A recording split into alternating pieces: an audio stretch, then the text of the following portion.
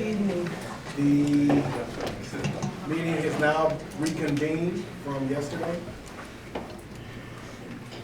Mr. Clerk, can you take a roll call? Actually, before you do that, Mr. Brightwell should be here shortly. He had another appointment that's conflicting.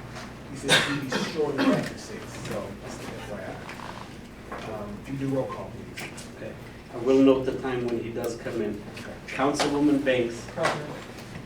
Councilwoman Bland. Here. Councilman Brightwell is going to be a little late. Councilwoman Haynes. Present. Councilwoman Pro Tem Hope. Here. Councilman Mandelbaum. Present. Council President Hicks. Here. Sir, you have a quorum. Thank you, sir. Mr. Zorn or Austin, do you want to introduce Michael? Yep. So with us tonight we have Alicia Watkins. She is the audit partner from Clay Bryant, and she is here to review the 25.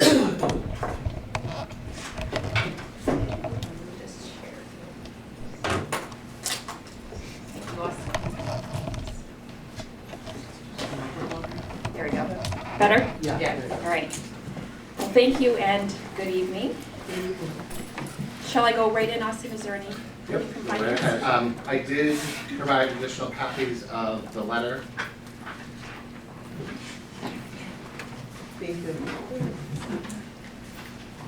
Okay. Well, thank you for having me. As Austin mentioned, for the record, my name is Alicia Watkins. I'm an audit partner with Plant Miranda, and I lead our engagement team for the completion of your audit work that we complete.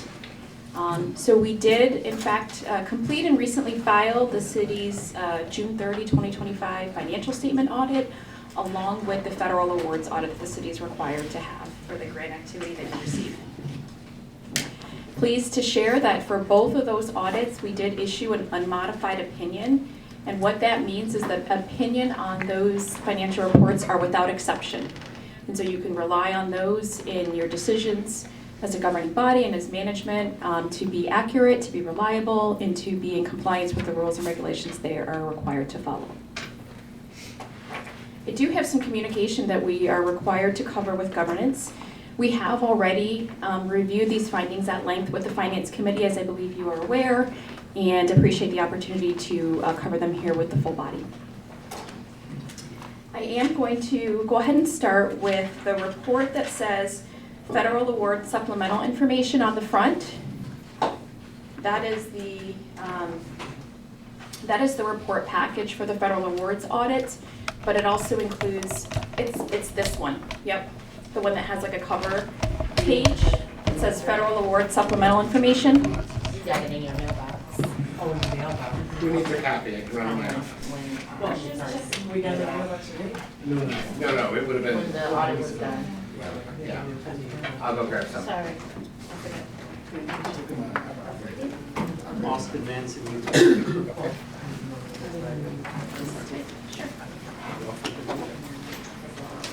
We can wait a few minutes just so folks can follow along.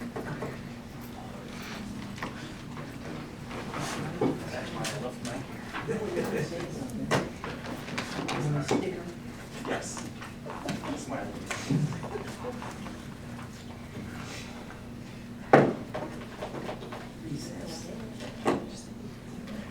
You can go ahead now. Go ahead, okay. For those following along, in that report, I am on page 13. That page provides, I think, a helpful overview of the results of both of the audits. Starting at the top there with the financial statements, you can see the unmodified opinion that I mentioned. It does indicate that there is at least one, there's actually a couple of material weaknesses identified in internal controls, no significant deficiencies, and no material non-compliance matters, although there are some, I'll call them non-material compliance matters that we'll talk about here in a bit. The federal awards audit, similarly, we are issuing an unmodified opinion on both of the programs. We do have a material weakness, as well as a finding related to the Code of Federal Regulations. And then in the pages that follow are where those findings are outlined, and if we could just, flip the page and I'll walk you through them. So on page 14 is the first finding related to the financial statements. And it relates to the reconciliation of cash and investments. The internal control deficiency that it is a repeat finding that's recurred for several years, relates to the fact that cash is not being fully reconciled timely, cash and investments. In some instances, that's occurring several months after year end. In other instances, when they are reconciled, there's still some unreconciled differences. One of the other items mentioned in here that I think is worth noting is part of the problem is also on the front end, with things not kind of coming into the system accurately always, and so then there's this cleanup that happens on the back end, which further delays the reconciliation process. We have and will continue to provide feedback on this. We know a combination of finance and treasury are working on this, and I think have identified some recent solutions to try to move forward in a different manner. It is significant though, so we will continue to bring it forth until this hopefully goes away. It's probably worth noting for the fiscal year that you're in now, this will recur. This is not fully rectified as we're standing here today. The year is almost done.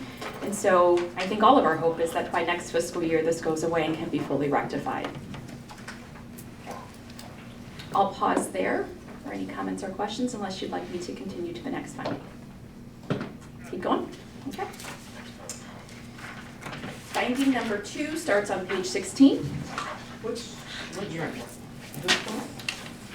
The federal awards Oh, report federal there. rewards, okay, Yeah. all right. That's- And I'm on page 16. That's the second finding related to the financial statement audit. This one is also a repeat finding. I would say, for what it's worth, this one is not as concerning to us as your auditors.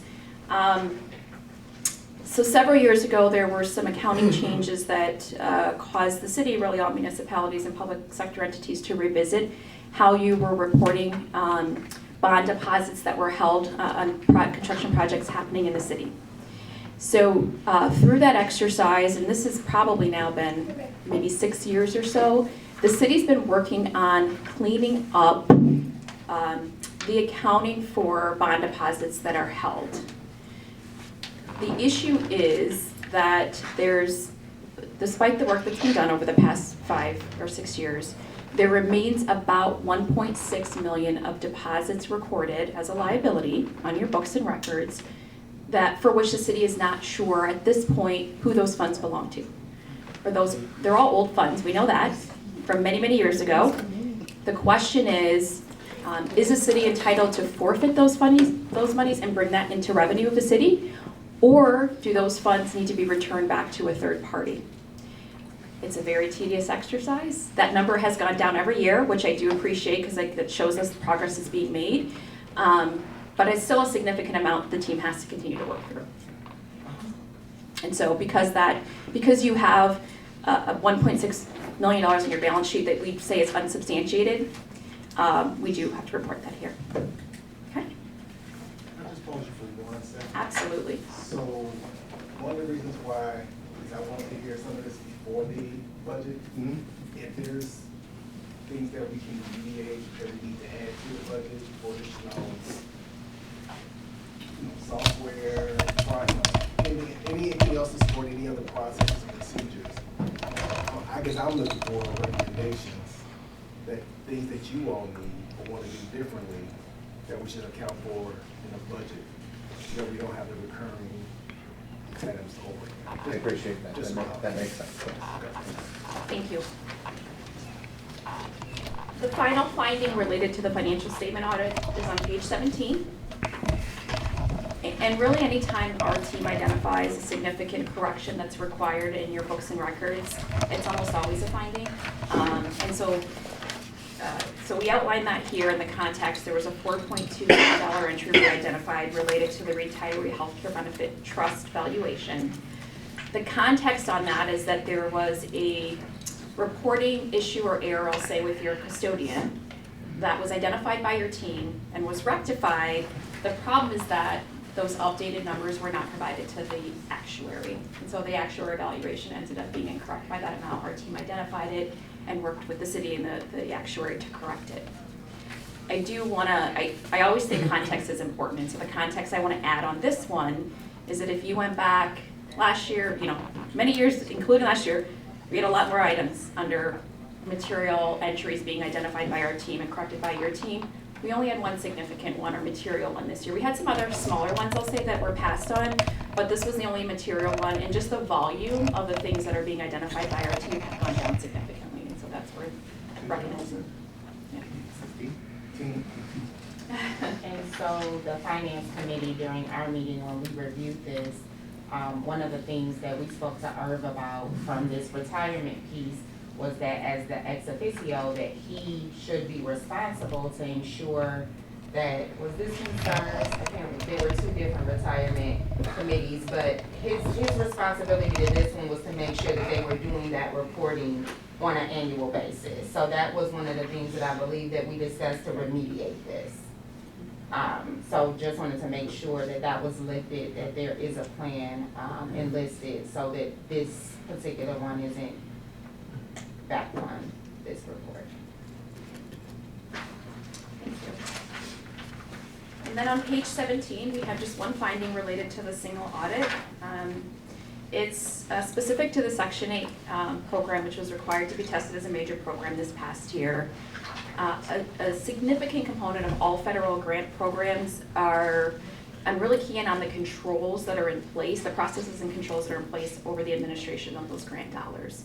And so the federal government would say for all of their grant programs, there sort of has to be archived evidence of sufficient controls in place. So where there was a shortfall on the city's part is just being able to demonstrate adequate documented controls over salaries and wages for that grant program. There's a lot of evidence, I'll say, that that is occurring. It's just nothing that we could validate. And so our recommendation, because we know that's what HUD requires, is that that is formalized in your system in writing somehow so that if you do get audited by them, you're also covered.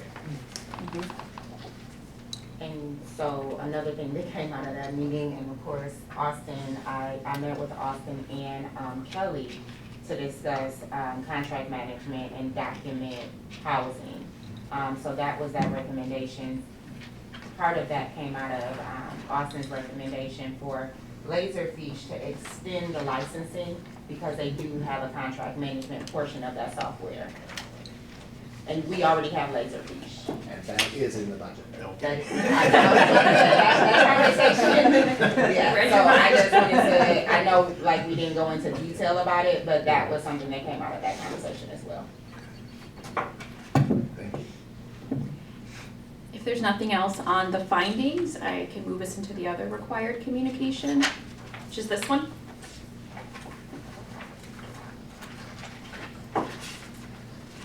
Section 1 begins on page 3. And you may recall at the beginning of our audit, we issued a letter to council, and it outlined our audit plan, timing, scope of audit, items that we identified as being risky. This first section sort of closes out that communication, and it provides an opportunity for us to make council governance overall aware of any deviations from our plan and or just to confirm that other aspects did in fact materialize in the way that we had originally communicated to you all. So a couple things I want to highlight on this page, on page 3, is maybe just slightly past the halfway point on this page. We do talk about a couple of instances of non-compliance.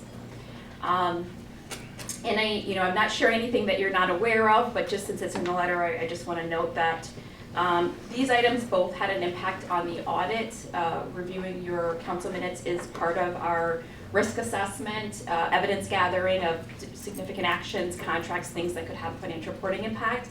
And so normally we would do that during our planning process. We were not able to do that this past year.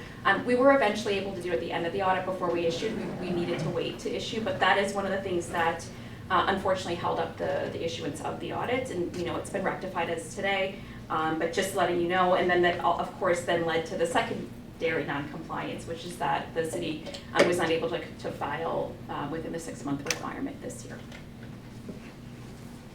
At the very bottom of page 3, just a couple of comments to make you all aware that your team was required to implement some new accounting standards in the current year.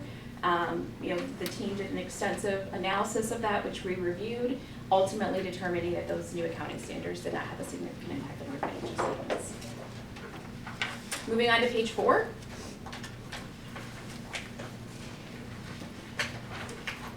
required to also make sure that you understand any significant or sensitive estimates included in your financial statements. Those have not changed in many years, so just continue to be the pension and retiree healthcare liabilities and/or net assets in some instances, and then the alternative investments that are included in your financial statements for those pension plans. Just below that, difficulties encountered in performing the audit. Similar to what I just described, you know, the biggest challenge was just really trying to get the final items needed to finalize the audit and get it issued with the state as soon as we could. In addition to the board minutes, we did have some delays related to, and this is another item we did speak extensively with the finance committee about, some of the support that we needed to validate or really support the long-term rates of return used in your pension plans. There was a delay and some challenges getting that, and so that also held up the audit. And we do have a more specific recommendation related to that later in this letter. On page 5, the top there is really just a continuation of difficulties, and we've shared a similar message before. Part of our message this year is, you know, there's a lot of important information that comes to the finance team from departments outside of finance that contribute directly to the financial records at year end and the audits. And so this particular year, some of the holdups were from things that were needed in other departments and other areas. And so we think one way that the city can improve kind of timeliness and avoiding the race to the finish or a late filing is just maybe a little bit greater collaboration sooner in the process with those departments. And so we've already started talking to your team about maybe including some of those folks in our planning meetings. We actually start meeting with your team in July every year. We meet right after year end, and we're going to start pulling some of those folks in to make sure everyone understands the kind of the role that they play in the city's year end reporting and audit. Happy to report that we did not have any disagreements with management. If we did, we certainly would have to make you all aware of that. Down below, though, are the corrected and uncorrected misstatements. Because this is as a separate communication technically, there is a repeat of the $4.2 million item that I mentioned. I did indicate that there was some non-material or less significant items that were identified that your team decided to pass on. We were okay with that they didn't record those. But because they technically were outside of some of the GAAP requirements, we just needed to make you aware of what those items are. I am happy to walk through each one of them or just kind of leave them for your review at your convenience. Council, what's your preference? Does those from the finance committee, do you think we need to go through them? I was gonna say, if you feel like you have an understanding of every bullet point here, then I would say no, but if you would like to understand, especially, and Austin gave me this, so I think that you might want to hear this, just to understand it, because the dollar amounts are in the millions. Okay, let's do it. We never received a report on any of this? Yes, you did. Okay, so we have from the finance report? Yes. So we're just reviewing it? Well, you're hearing it Yeah, from the right, auditor. that's what I'm saying, okay. I can walk us through them at the high level, and if we have questions, we can go deeper.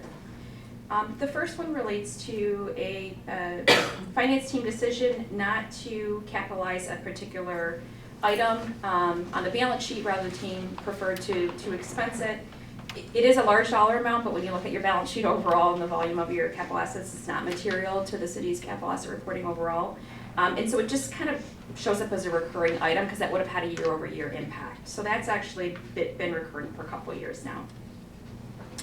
Down below is actually the item that we talked about with the bond deposits. Again, there's a 1.6 balance that we don't really know. Is it a liability? Is it revenue? It's sitting out there, and so it's kind of a past adjustment to correct that unknown. The third item relates to cash reconciliations. So we talked about this a little bit at the onset as well. The team eventually got the cash and investment reconciliations fully caught up through the end of the fiscal year. In doing so, there ended up kind of being a net little over $200,000 that was not reconciled, and the team decided to pass on it just to be able to close your books and records. The next item relates to alternative investment valuations. This one is simply just a timing issue, and it's not unique to Southfield. We see it a lot of places. There's often a delay in getting the information that is needed for valuing those alternative investments from the fund managers, the other organizations, and so what your team does is they use the best information available to estimate those in order to be able to close your books and records. And if or as that actual information comes in before the audit is issued, both of our teams have a responsibility to look at that. We do that every year. It's usually really close. This particular year, the difference in that valuation had swung a little bit more than we've seen. And so the team decided to pass on it. They said, we're done, we closed our books, we'll pick it up next year. And we didn't take exception to that, but again, because of the dollar amount, we just need to make you aware this year. And then the final item is also just a little bit of a technicality that we don't take significant exception to. The city participates in securities lending, and the accounting rules are very specific in that all of the activities should be recorded at fair value, which means you'd be kind of adjusting as collateral held and or loans on deposit are fluctuating in value. Your team has always chosen to record those at cost, and that usually is really close to fair value. It is similar to the last one. There was a little bit more of a variation between cost and fair value at the end of the year, and so it rose to the level of us needing to bring that to attention. But again, we don't take exception to it. It's just a technicality we gotta make you aware of. If I could add something, the third bullet, I mean, for years, for whatever reason, our cash accounts are not reconciled. And I mean, whatever it takes to get them balanced, I think we really need to do, because yes, it was only 200,000 this year. I think it was a lot more last year, like 500,000 or 600,000, and it was even more. So it all adds up, and it's all dollars, and I'm having a really hard time understanding why the cash is not balancing. It just doesn't seem like it's that difficult, and we need to do something to help with this process. What was the reason? Yeah, well, I think Austin can speak to it. Yes. Yes, thank you. So this finding has continued to evolve over the years. As Councilwoman Banks pointed out, it was a larger amount than the previous year, and the year before that it was a 1.8 million amount. It is not one singular issue that we're faced with, right? It starts with the cash coming into the city. So one of the things that we've been working on with the Treasurer's Department is changing over our credit card processing, right? So we're trying to switch over to Paymentus for all of our credit cards coming into the city so that we can get one report that shows here's all the money you brought in and where it's supposed to be going. As it stands right now, we have several different providers, and depending on the nature of the transaction, the mode through which it occurs, and the card used itself, the timing and the accounts that they hit are all different. So we're literally at year end running a report, running various reports from the system, and looking at every single credit card transaction and trying to figure out, did it go to the right spot? So that's a big part of this. So that's why we'll be looking to change that. When do you think We are going to, hopefully July 1st, will be for most of it. We do have a couple, a contract with Paymentus for water and sewer so we'll try it out for our online stuff first and ease over to that. Some of that be resolved through training? No. No. No, it's seriously a logistics issue. It's not a training issue. It's how the systems are set up. What about even the cash?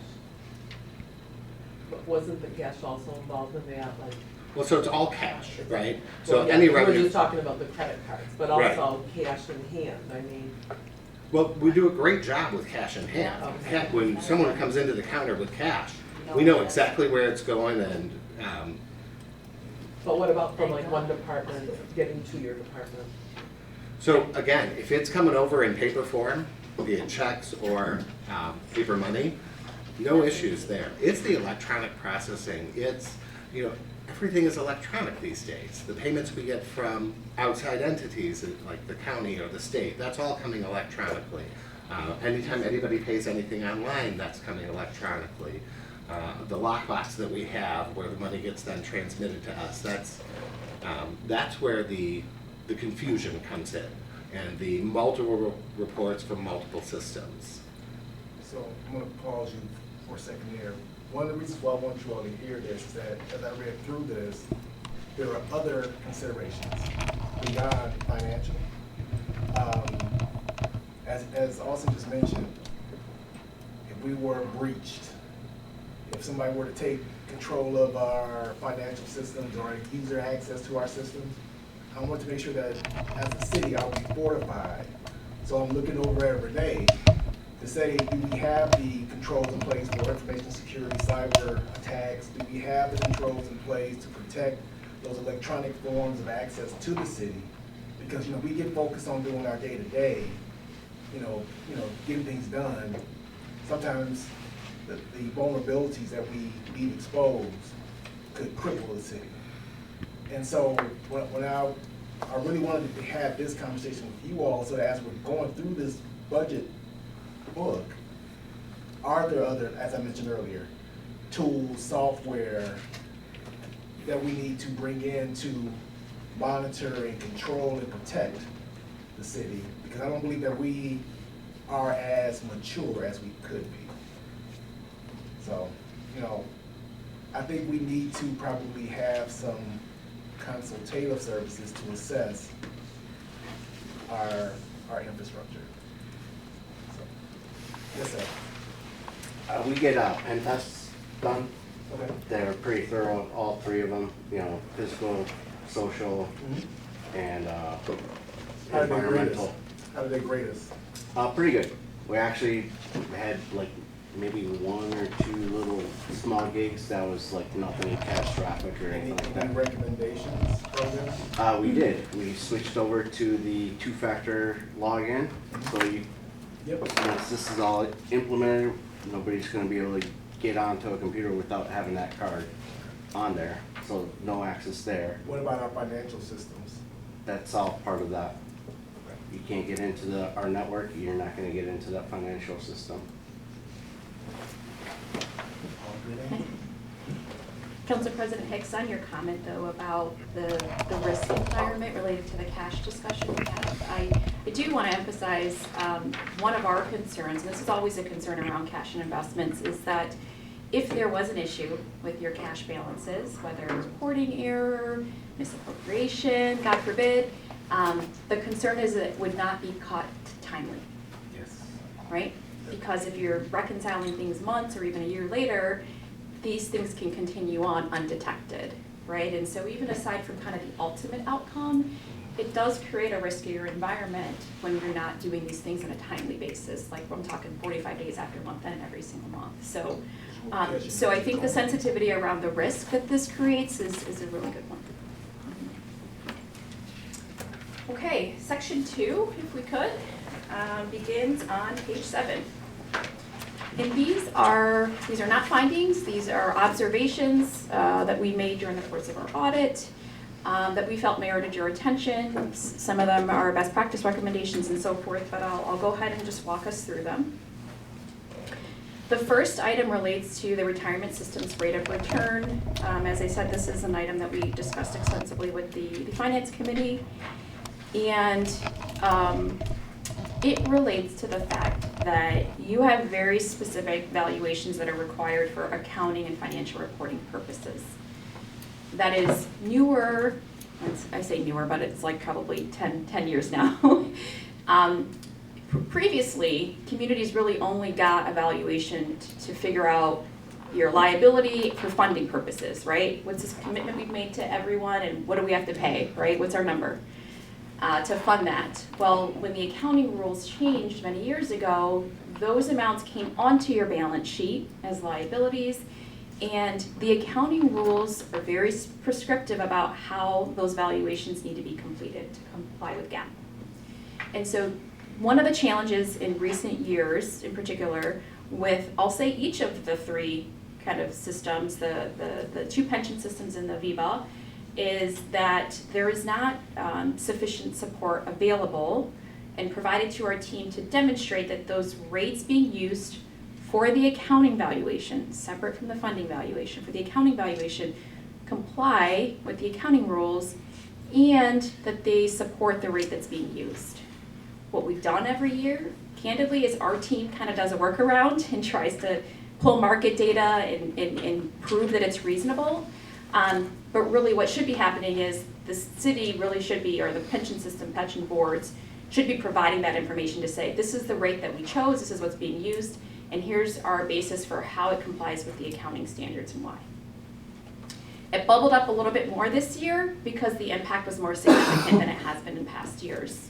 What we don't want to happen is that if this doesn't get rectified, we look up one year and the difference is so significant that it's material and we can't issue the financial statements or have to reissue evaluation.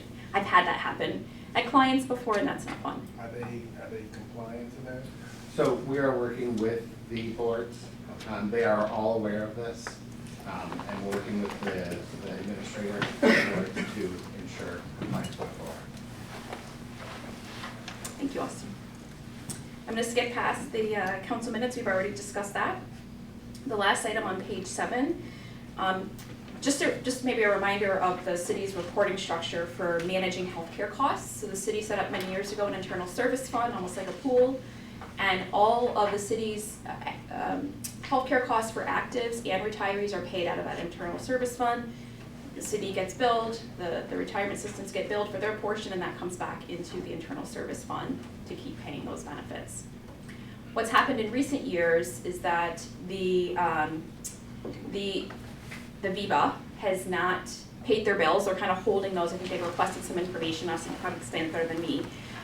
But because those funds are not being reimbursed into the internal service fund, that fund's cash has been depleted, and it actually had to borrow money from other city accounts to continue to pay the benefits. And so it's recorded as a really large receivable that's due to the internal service fund from the VIVA, almost 22 million, but it's fully depleted the cash available to kind of sustain that fund activity to keep paying those bills. And so our recommendation is just, the team continue to work together to get that reconciled and settled up so that you can kind of bring that cash back into the fund to restore operations. Okay. Gonna move us on to page 8. Starting at the top. I remember many years ago, and Fred and I had a lot of conversations about this many years, the city had significant water loss, probably 22%, more than 20%. And then significant dollars were invested in the system to improve those, address the leaks, and the water loss came way down, so, right? The amounts that you're paying and not able to bill back to the customers or the users of the system. We see that starting to creep back up, 14, 15, 16, 17%. When we talk to your team, they would say, yeah, we know, we're working on it, we're aware there's some leaks or some issues. And so it sounds like, we're not making you aware of anything that you aren't already aware of and working on, but when we do start to see those trends, we just want to bring them to your attention. So where do those leaks come from? It could be a number of things. Are you being like a literal leak? We Or don't you're know saying if like it's a financial leak where we're not recovering? So we look, go ahead, did you want to jump in? Fred? Staff will tell you it's meter reading, and you'll see a rollout and a request to replace meters in the community. It's always a suspect thing. All new meters might tend to build more, but Abdul and the team, that's what they're looking at. As 4-year plan, replace all of it. Okay, so for example, maybe a month or two ago, someone called me, they got a letter from the city, hey, we have to come in and replace your water meter. They were like, I don't know, I'm paying my bill, it says actual versus estimate. But that could be, even though it says actual, there could be some issue with it not properly recorded. That's what the experts are saying. I have that So- issue at my house. I got a really hefty bill, as a matter of fact. Okay. when they finally came back, so. After they put in a new one? After they came out, yep. Yep. It could be that, it could be undetected leaks, it could be a number of things. So the way that we look at it from an audit perspective, because we're not kind of on the operations side, is we say, okay, for every dollar that you pay to purchase the water coming in, how much are you billing? Right. So 17% loss tells us that for every dollar, there's 17 cents that you're not recouping from You're not customer billings. So, So you're only recouping 83% of every dollar you're spending. Now, you're gonna have some water loss, so I wanna be clear about that. It's never 100%. I mean, fire hydrants, things that can't be, water use in, maybe city construction or what have you. Is there a standard or an average? Probably for mature systems, 10 to 15% is not uncommon. And there's some exception to that. It's not, newer systems are probably on the lower side of that, maybe under 10% or so. Well, let's just keep creeping up these days. It's been creeping up the last three or so years. So it was down for a while. It was down for many years, and then kind of 15, 16, 17%. So we just, want to make sure that we don't look up and it's kind of back up to 20%, right? Because those are real dollars. okay, so as an example, Yeah. right, so we've had a number of water mains, and now we went in and through our road projects, we're fixing all the water mains. So that would potentially contribute to the decrease. I know this past winter, our number, well, it wouldn't be in this budget, or this audit, but we had a number of water main breaks again. We just discovered, I guess, fire hydrant was slowly leaking water for about a year, and it got fixed. That's gonna Like it was a small trickle, Yeah. you couldn't even really be tell. over a year. Right, Yeah. but, so are those, That's going to move it in the right direction, that's been fixed. okay, so Yeah. those are the types of things that are, Because you're paying for it, you're just not able to bill that, right? Yeah, those are great examples. okay. And then, Mr. Zorn, this plays a part of it, I believe, also, if we have high users that don't pay their bills, because don't we have some businesses that, do I recall that conversation? So we have people who don't pay for But I mean, That wouldn't- I'm talking about big businesses. That wouldn't directly affect Not the water residential. water loss, loss. because we would still be able to record the water usage, and it's just an outstanding bill, right? So the water loss is actually water that Sure we're do buying, that. but Okay. between what we buy and what we bill, there's a gap, and that's what the 17%. That's the only way it's calculated. Yeah. Not that they didn't pay the bill. Right. Okay, that's what I need. Good question. Okay. There are people who don't pay their bills by ordinance, that's not a special assessment, similar to what you Okay. just approved. It automatic, what you owe at December 31st, come May, if it's not paid, it goes to your taxes. I just wanted to make sure it wasn't in this calculation. No, But this, what you just stated though, is a little bit outside of budget. Does that apply to the businesses as well? Oh, yeah. Okay. Had some interesting I thought we conversations. had a business Yeah. that was not paying. We got a few. Pancake place, Okay, we'll talk about that. I know people who don't pay their water bill because it's just easier to pay their taxes. Then you get all the fees. and Thank you. interest. I just wanted to know that. Yeah, absolutely. The next item relates to some really, they're really old actually, TIFs that the city terminated many years ago. There was 3 of them, and 2 of the 3 were closed out. Remaining funds that were captured were returned back to the taxing authorities that they were due to. There's one that's been sitting on $1.5 million for a really long time now, since 2008. And so, Sorry. that's okay.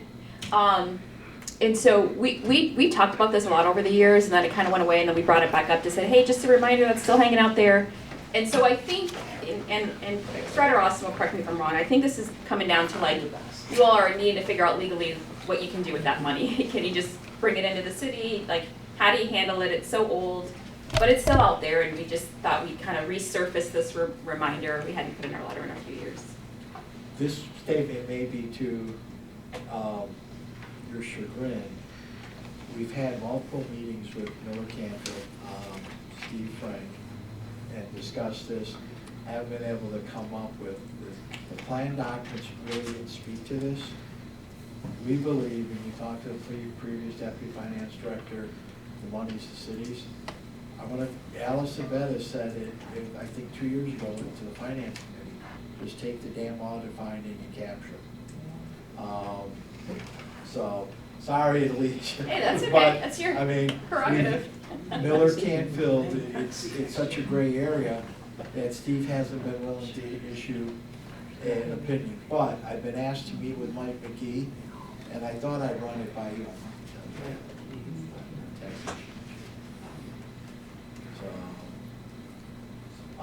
And I don't know if Dan was here, but I think 2 years ago, that was what she said, because it had been out there since She did since just start on Jim it, yeah. So, And it needs to be a roll. and if you were to do that, I would say do it before the end of your current fiscal year. So, not trying to rush you, but we do have a full evening. Okay. Is there something that we need to know that you haven't shared yet? Or are there I think just the last item on page 8, which is the Public Act 345 millage. We had extensive discussions with management about this item this year. We talked to the finance committee. And this is just an observation. This is certainly an item of management and governance discretion in terms of how you want to fund the pension and retiree healthcare costs associated with your public safety. You do, though, have a public safety millage in place, Public Act 345. Many communities in Michigan have that. And the observation is that those funds are not actually fully covering the costs year over year. And so we just did kind of like a 3-year look back to say, if you just looked at the most recent 3 years, the city had to use other funds to the tune of $18.5 million to fund the rest of those public safety, pension, and retired healthcare costs. And that may be fine, that may be appropriate, that may be how you want to continue to do it. We just want you to understand that that's sort of where your structure is for funding those amounts. Some of it is paid by 345, not all of it. And as those costs continue to grow, more and more of that is going to be paid by other funds outside of that millage. That's probably the last item that I think is most significant in here. So if you can correct me in my statement, Sure. my assessment after reading these is that we are trending favorably, we're making improvements. There's things that we do need to do still. Yep. Which is why I want to have this conversation during the budget season. But overall, we're not going backwards, we're going forward. I think that's a fair assessment. I would agree with you, yes. Council, yes, sir. So when I look at the property tax rates that are being proposed, right, we have the police and fire pension. That's the one. And that's the only increase that we have in our village, right? Yes, that is correct. Okay. Council, do you have any other questions? Are there things that we didn't talk about that you wanted to lift, since we're in budget conversations? I wouldn't mind talking a little bit more about the Act 345 millage. What I presented yesterday showed that, you know, we had a Headley rollback on all of our millages. That one is not susceptible to Headley. The way that we calculate that rate is based on the actuary valuations. So there's the police and fire pension system and the police and fire retiree healthcare system. The actuary comes up with a dollar amount that we are going to be expected to contribute during that year. We take that dollar amount and back into the rate from that to say, okay, based on our taxable value provided by the assessor, what rate do we need in order to cover this dollar amount? The item that Alicia just went over is showing that we have been short. Using that methodology, we've been short for the past few years to the tune of $18.5 million. The tax rate that was proposed to you yesterday does not make up for any of that $18.5 million. It is what is expected to cover our current contributions or the current expenses associated. Recommendation. I hate to say this because I'm a taxpayer, but I think we should raise the tax. Just that millage, more. Just that specific millage, just the police and fire pension millage. More than what you're proposing. Correct. So overall, I'm proposing to increase the tax rate in total for city taxes by just under 1 mil. So And that's to maintain where we're at. That is without any recovery of that $18.5 million. And that's how you're talking about if the county millage. Correct. But I think we need to prepare for that, because we can't just ignore it, right? So, And one thing though, maybe we change our collective bargaining strategies. If you have a driver in there that other groups don't have, and when that time comes, we can chat about that. And then I'm talking about overtime as a contributing factor to this, and even reviewing multipliers. And maybe setting up another tier to solve.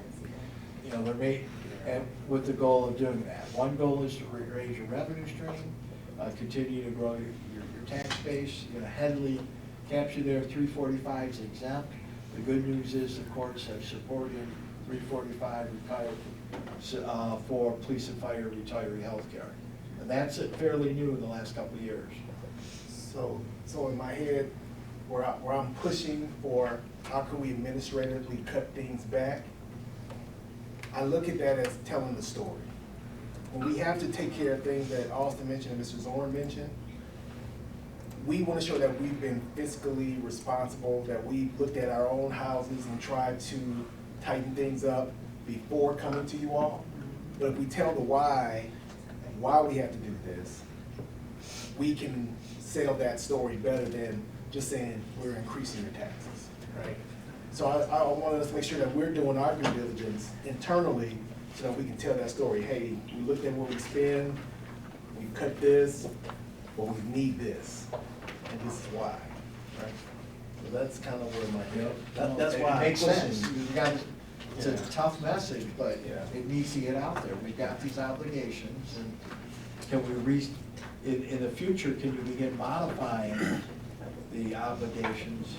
So it's a challenge. I mean, Yes, ma'am. and we're in a better position than most, but the number's real. I mean, I guess we heard yesterday that the fire chief reduced overtime drastically. yes, And I heard you mention, overtime, so that it almost isolates one group, right? Because if he continues that, and then you're Yep. talking about leveraging or instituting a different multiplier, it affects both. And then that's right. disclaimer, Right. so a disclaimer of opinion. So then it affects both groups, not just the one. Yep. And Yep. so at the table, it would be a little difficult, right? So in the future, and I guess I shouldn't say in the future, right now, is that a conversation that you would start having at least with your fire and police chief to say, here's where we are with this? Not necessarily bargaining, not at the table, I understand how that works, but at least making them aware that, hey, this is the conversation council is having. This is how much it's not sustainable for us to continue doing this, and here are some of our options. It might Certainly, be a setting the driver, stage, yeah. I agree, letting people know and understand Yes. what we're up against. Okay. Yep. And it does it at the beginning of the conversation, Mhm. it usually happens. I'm sure, And, yes, but I'm just But you thinking set if the we can stage. kind of, exactly, a little beforehand, before that. Yes, yes. Councilwoman Banks. So if we were to increase the police and fire millage, excuse me, just a little bit, what would that amount look like, example, on a $200,000 home? I actually have a spreadsheet. Do you have it? Yeah, just calculate it right here if you want. Okay. What are we talking about, another mill? Yeah. Just police and fire? The particular. Yeah, so I actually did a spreadsheet, I didn't bring it with me, that shows how much dollars would be recovered for every, half a mil or mil. So,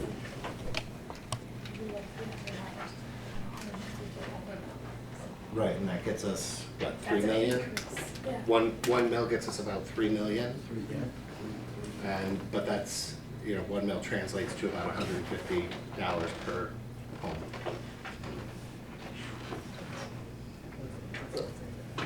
Well, less than that, okay, thank you. Yeah, it's just a round number for you. Any other questions, council? Thank you. Appreciate it. Thank you. Alicia, thank you very much for being here. Mr. Director has an update on the action items from last night. Last night, there were two questions on revenue in the fire department. The first was the Lathrop Village fire revenue.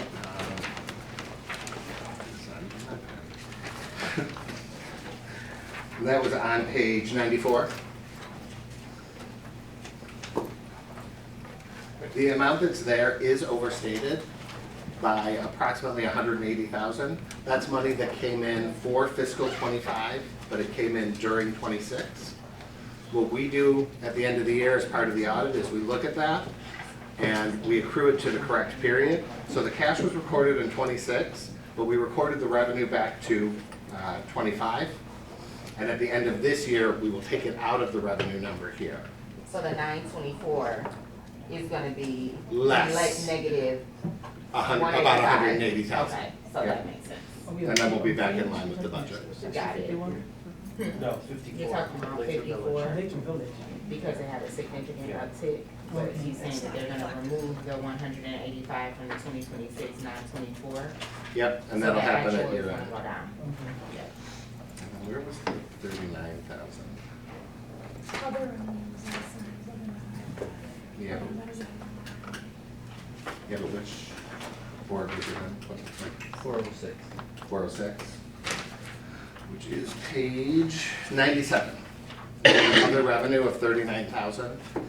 That was insurance reimbursement from NMRMA for a damaged emergency vehicle.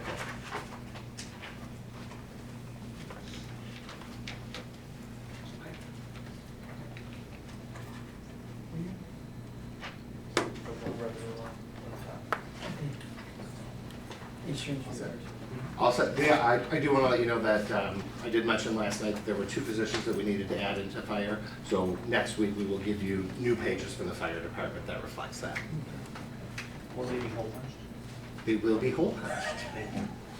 We have to track down our hole puncher today. Our department's a bit of a mess because we're getting new carpeting, so everything's been in boxes for a week. So council, meet your feedback. So what did you find more effective last night? The round table or just going through each? And just say if you have questions, ask your question. Okay. All right, that being said, first up, library. We're gonna start with library. Library's on page 111. Hey, Austin, can you just say where the fund balance is and what the library board, I think we did in February? It's on page, should I just add it? It's on 94. Which page did you say? I'm sorry? 94. And just a reminder, city council, you have a dedicated millage for the library, not general fund. What year are we in that millage?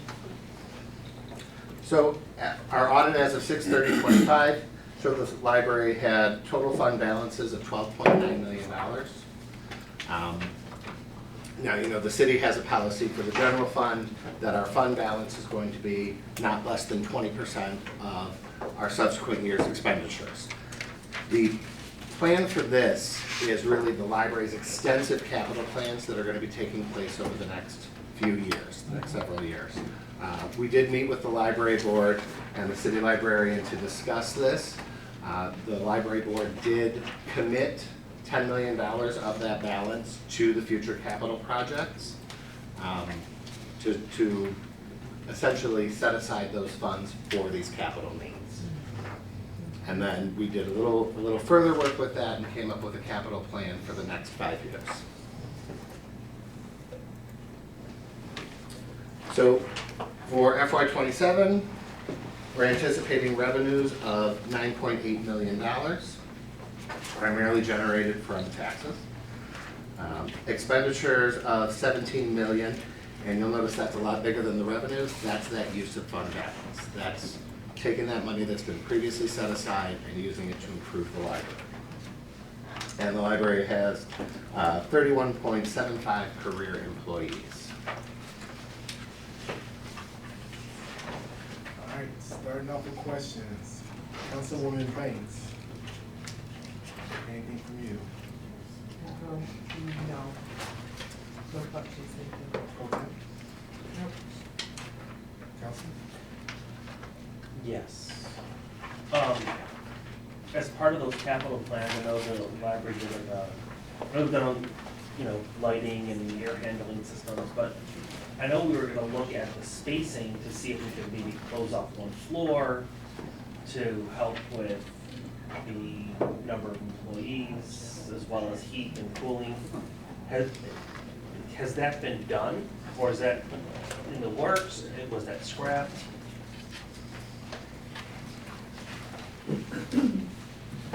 So one of the things that we did in the past year is to have a space programming and planning assessment expert who works specifically with libraries come in to see what could be made of our space and to put it to its greatest utility. We have preliminary plans for that, which were presented to council in December. It is an ongoing conversation.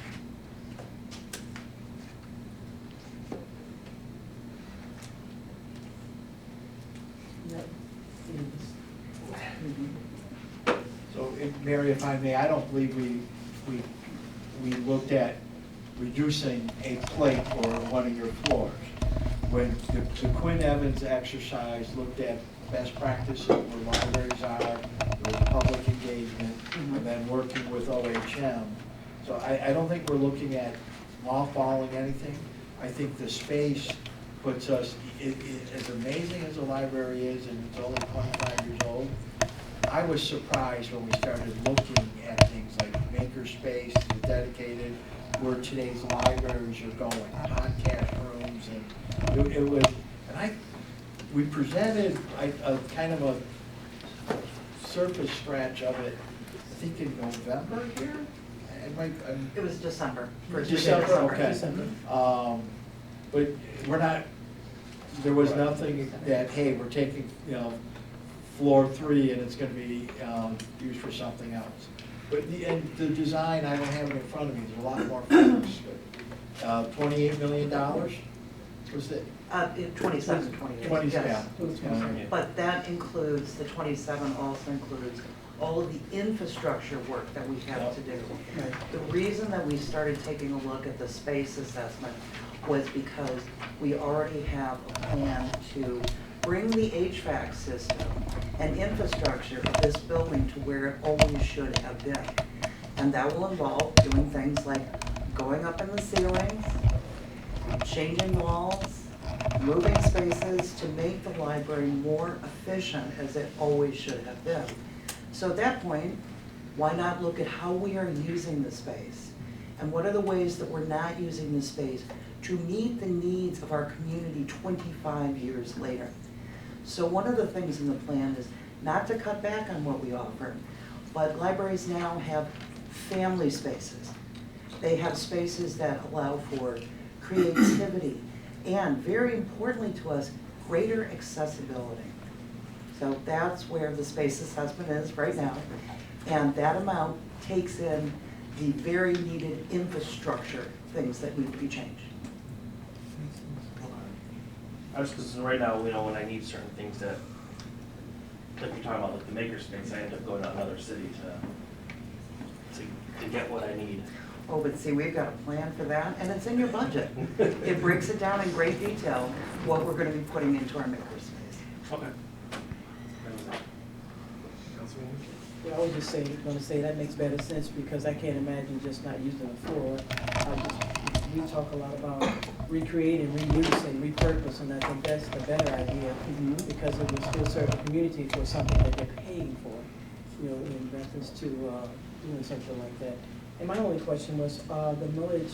How many more years is there on this? You mean on the bond payment? Yeah, bond. I'm gonna turn that one over to Fred and Austin. I think we said the bond was gonna be paid off in 2030. 2030, okay. Or Irv knows, Irv always knows. My name is Fred. I recognize that our capital for our facilities is a challenge. I think the library is one of the bright spots for council. Yep. And we're hitting a point to a horrible pond. It's time for a new chapter. and the foundation's been laid with the work that Quinn Evans and OHM. And I think in this coming fiscal year, we need to be talking about an implementation schedule, what that looks like.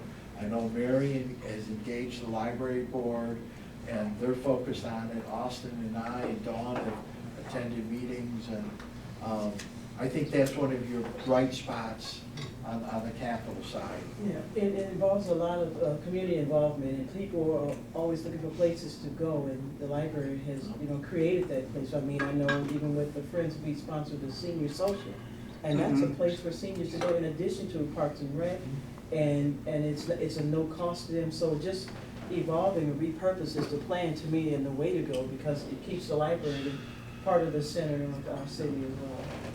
And this is where I'll remind you, the cost of the Great Recession, the library, since 2010, has had $41.5 million less to work with. 41.5 million. So 2.75 bills. We'll talk more later, but I wanted to find out about this. I'm sorry, like, our state is 47 in reading, in terms of reading, and which is not a good thing, and it just really disappoints me. And especially considering that we have one of the best libraries, I'd like to see something where we can really work with Katrin, helping to, move us up, if you will, in that area. I'm sure that will be too. That's just not a good thing. It's not at all. I look forward to meeting with you to talk about our initiatives in that area.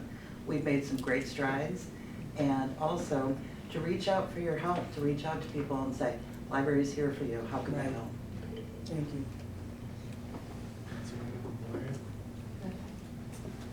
Thank you. Thank you very much, everyone. So, council, just a quick check. So, I don't know if you all want to switch chairs, because there's two different types of chairs. I will just say that. I'm just letting y'all know. At some point, switch chairs. Yeah, I was gonna say, this chair, it's got a weird back to it. Oh, I like mine. Mine is really comfortable. Yeah, Oh, they use them. Emergency. Oh, yours has stitches. this has white stuff, yeah, it's Mine does. just, the back just sticks out a little. Can we switch these chairs? This is perfect. I don't want to sit in an own chair. Whatever you want.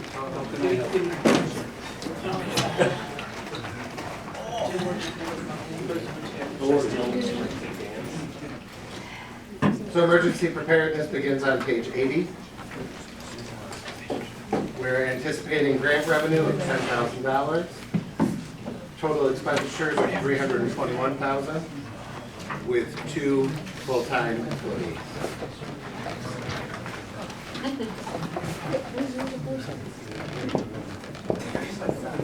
Switch you up.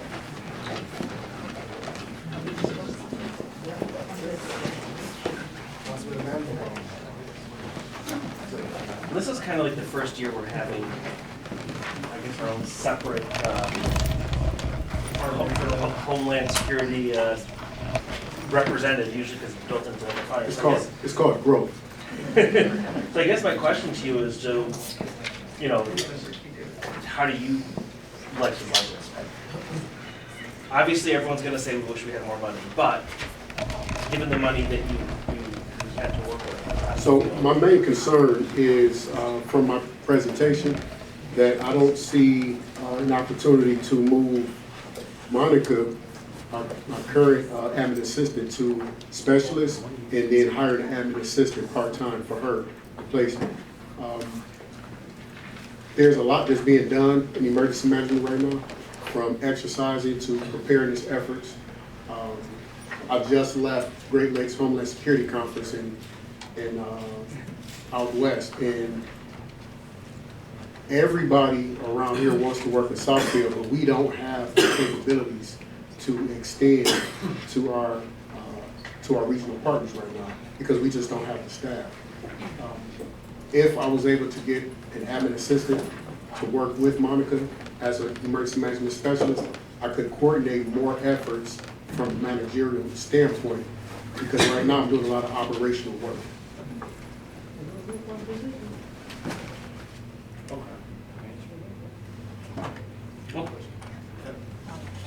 Okay, That was, thank you, that was the only. Absolutely.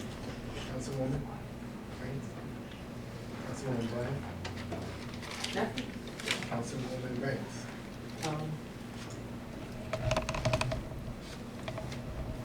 Nothing, thank you. Councilwoman, Council President? I was just gonna ask, Mr. Zorn, do we need to fund this or what? Or do we have the ability to move anybody from, or no, just anywhere? I've had these explorers. There is a lot being put together with the training, and it's hard. Your assistant now, I know she has some certifications, and we've had preliminary conversations about an elevation. So I'd like to talk to Mr. Michaels as well about it, so. I was just wondering, like, if there was an admin somewhere that maybe Open the night, yeah. that we could move on. Good. We would need to budget, we could go through, but I'd like to spend some time with Mr. Michaels on that. Is even on the career center, are there any admins there or Well, still there touching could be, it? there could be, so, Yes. yes. So it's just something that goal-wise we're gonna look into. Yes. Because, well, once one finished that, let's say there's someone in, excuse me, the career center that's already have a budget there, could that money just be moved over, or how does that work? That money just go The away? Career Center is Because it's pretty much doing federally grants, and there's So there's no salary coming with it? no new monies coming. So are you looking for like a full-time, a part-time? Part-time admin assistant. Okay, He said oatmeal is better than no meal. We can evaluate everything from non-career to what our options are.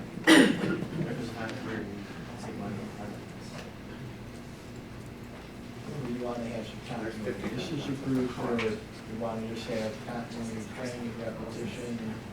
So I think someone who has an interest, and right now is assistant, is getting certifications and moving, and that's her career path. Council, yes, ma'am. I wanted to wait till we got past all the budget questions, to just say that I know that this is a much needed position, and I can see where, even with the emails and the information that we've been receiving, that it's very important, and that it was necessary, and thank you for what has happened in that department, what you're doing. Thank you. Any other questions for Jack? Thank you, sir. Thank you. Community relations, page 67.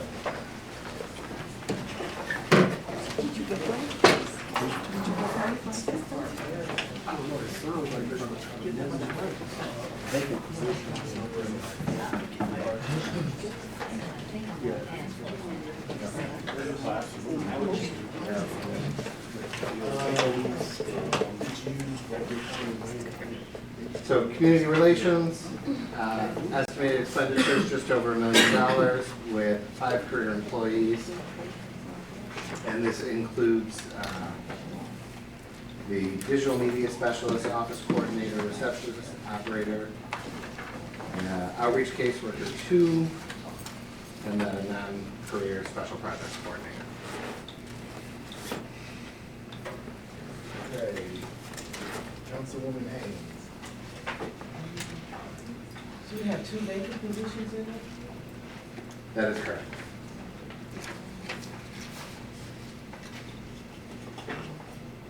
From that. How soon are these to be, what's the plan for this, the 2 vacant positions? So one of the positions is on the web right now, it closes within a week. That's the digital media specialist role.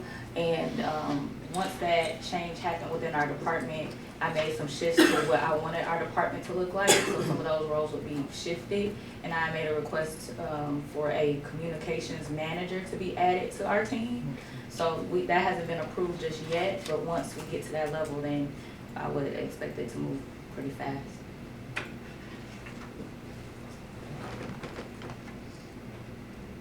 Councilwoman Haynes, set. Yeah. Councilwoman Bland? The outreach caseworker, is that a new position being added, or have we always had that? That was Rhonda Terry. Yeah, that was Rhonda. Okay, so I know one thing that Rhonda did was COSA, she was the city liaison. What are some other things, because I heard the community manager, so that will be added to these five? So or that it would will be, replace I'm one? sorry, it would be a communications manager. So Communications manager. what happened was, before I started, the department was split and neighborhoods became its own department. So I didn't have any dealings with those particular vacancies at all, Okay, or that role. I didn't manage Rhonda, Sherry did. understood.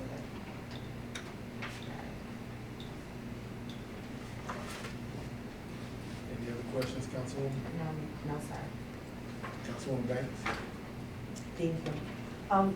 So the communications position that you realigned in your department is gonna replace the digital media specialist? No, we still would want a digital media specialist. With us having such a lean team right now, without having that, it allows us to communicate out, but it doesn't really give us the flexibility to have like two-way conversations and really support engaging with the community. So that additional team member would give us more leverage to do a better job at that. Excuse me, so you're asking for an additional person? Yes. From 5 to 6. So it really wouldn't be 6 for me. Right now, I have this myself and a admin staff, and we have a vacancy for a digital media specialist. So I'm asking to add a communications manager. So I think that the breakdown is a little bit confusing because it still shows some of the old jobs that were tied to the neighborhoods department. So you have an administrative assistant, you said? Yes. So why isn't this reflected here? I'm confused. Current staff is reflected here. So the office coordinator Office position, coordinator, that's. Oh, it's the I'm office sorry. coordinator. No, it's okay. I'm like, is this correct? So it's the office coordinator? Yes. Okay. And then with the, can you explain the community, the 55,000 being proposed for community promotion? Yes.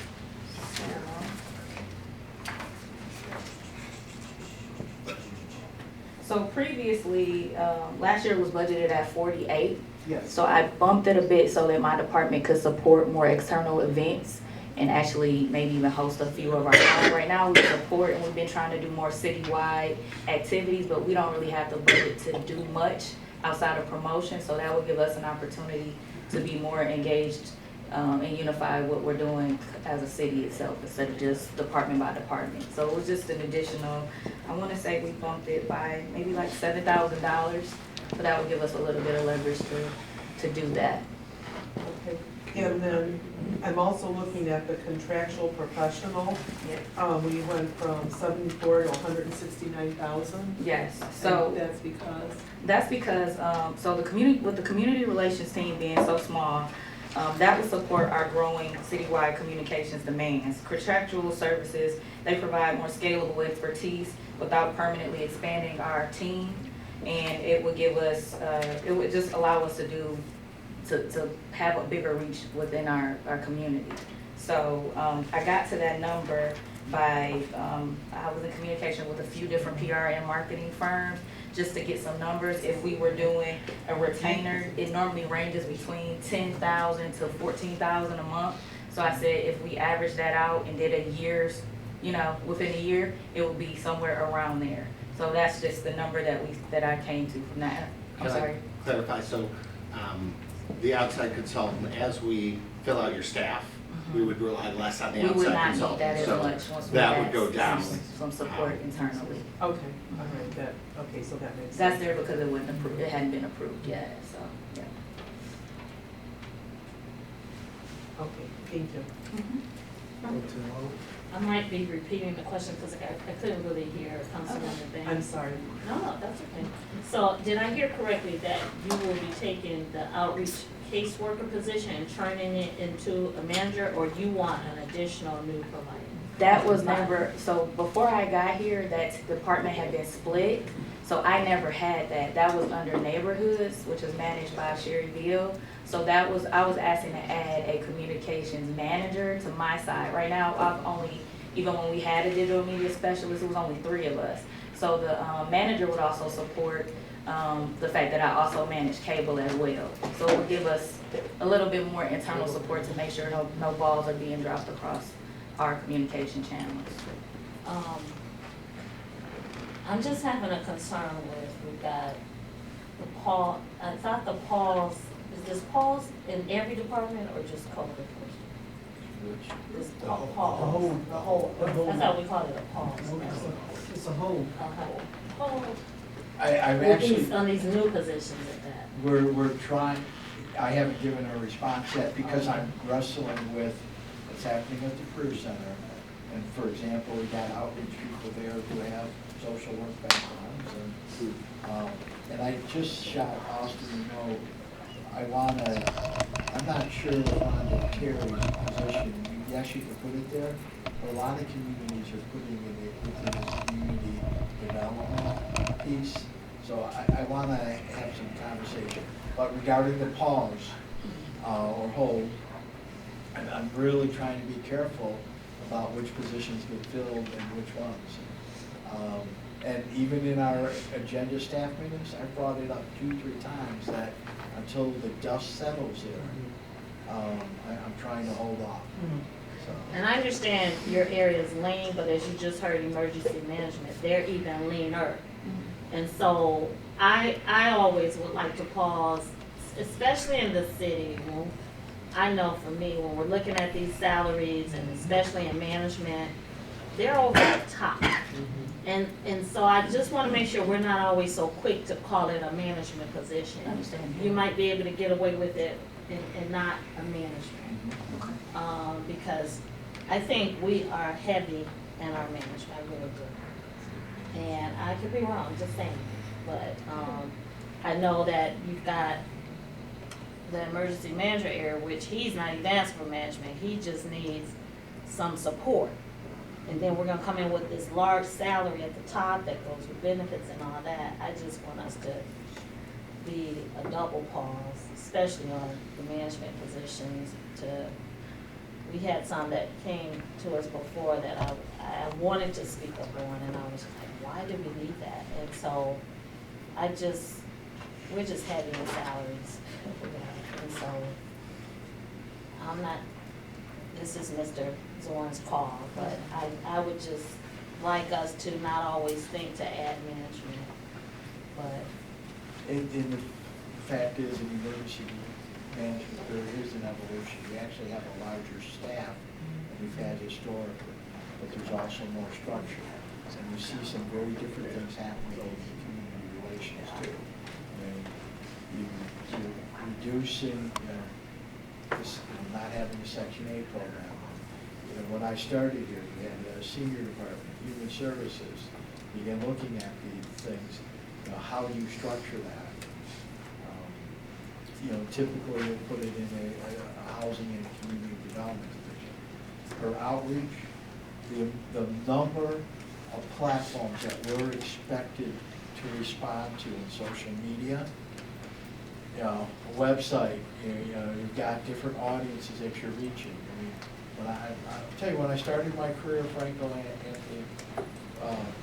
Anthony and Associates did our stuff. All we did was print. Now?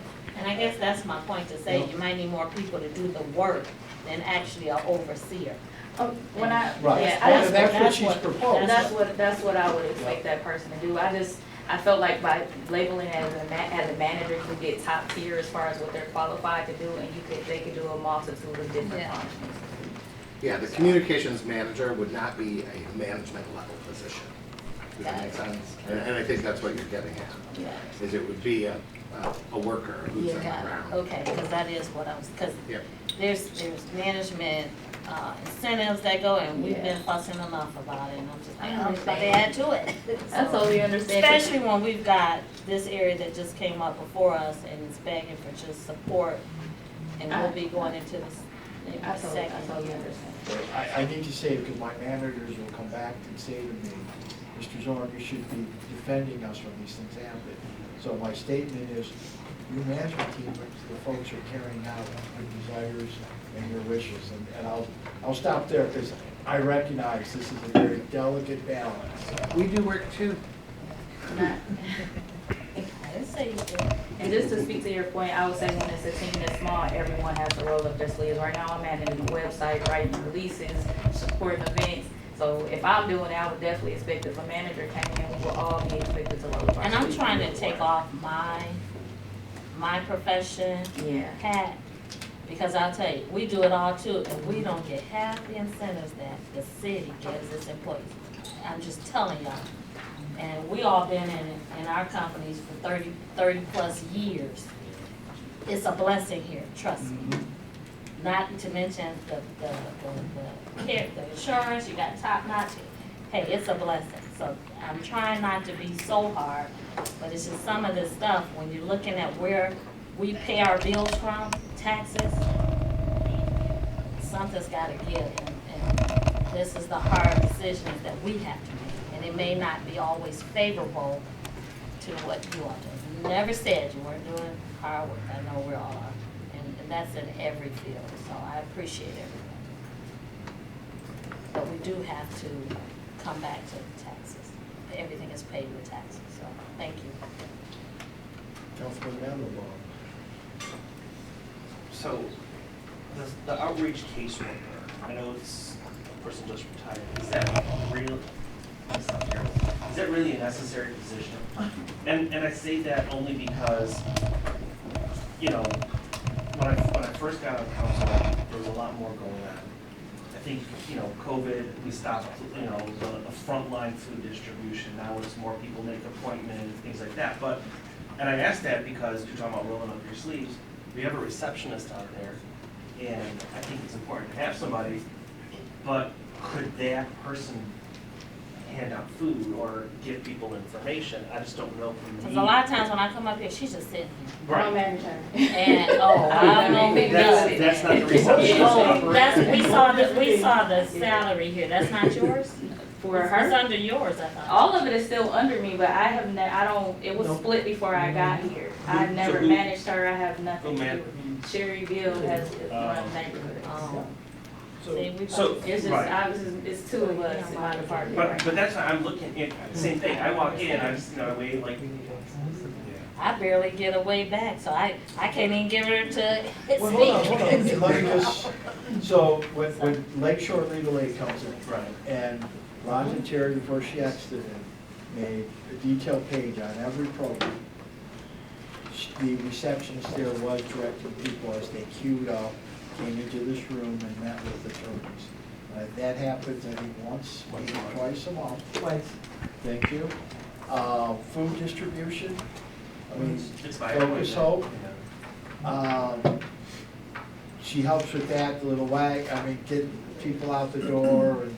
Right, but that's what I'm saying, if, you know, if Janelle is looking for some additional support, potentially, we could take that outreach caseworker and combine it with the receptionist to, The only problem with that, Councilman Mandelbaum, is that she has to be in that seat out there. And what the director may need her for, she can't be sick. See, that's the problem, is what I'm saying with all this. what It's do you like, mean? because maybe the work that she wants for her staff person, she needs her to be at a meeting or whatever, and this, she was hired to be the hostess there.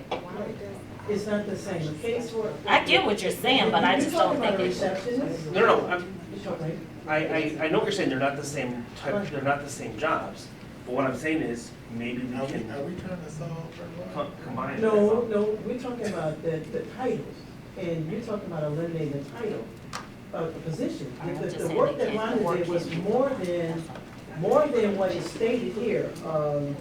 And she dealt Emergency with relief, human coordination services, between there multiple were people with their agencies. light bill, a gas bill, the gift cards, she dealt with people with emergency funding. This is a relationship with people that come into your community, and one that has to be a qualified person that can deal with the community, not the person that you just shifted to that role, Mr. Mandelbaum. You understand what I'm saying? So I understand what you're saying. We can't, that's not a position to eliminate like talking about it. That's what I'm trying to say. It's just not. Well, I'm backing off on what he's saying with that. I just want to verify it. Oh, that's because he finished.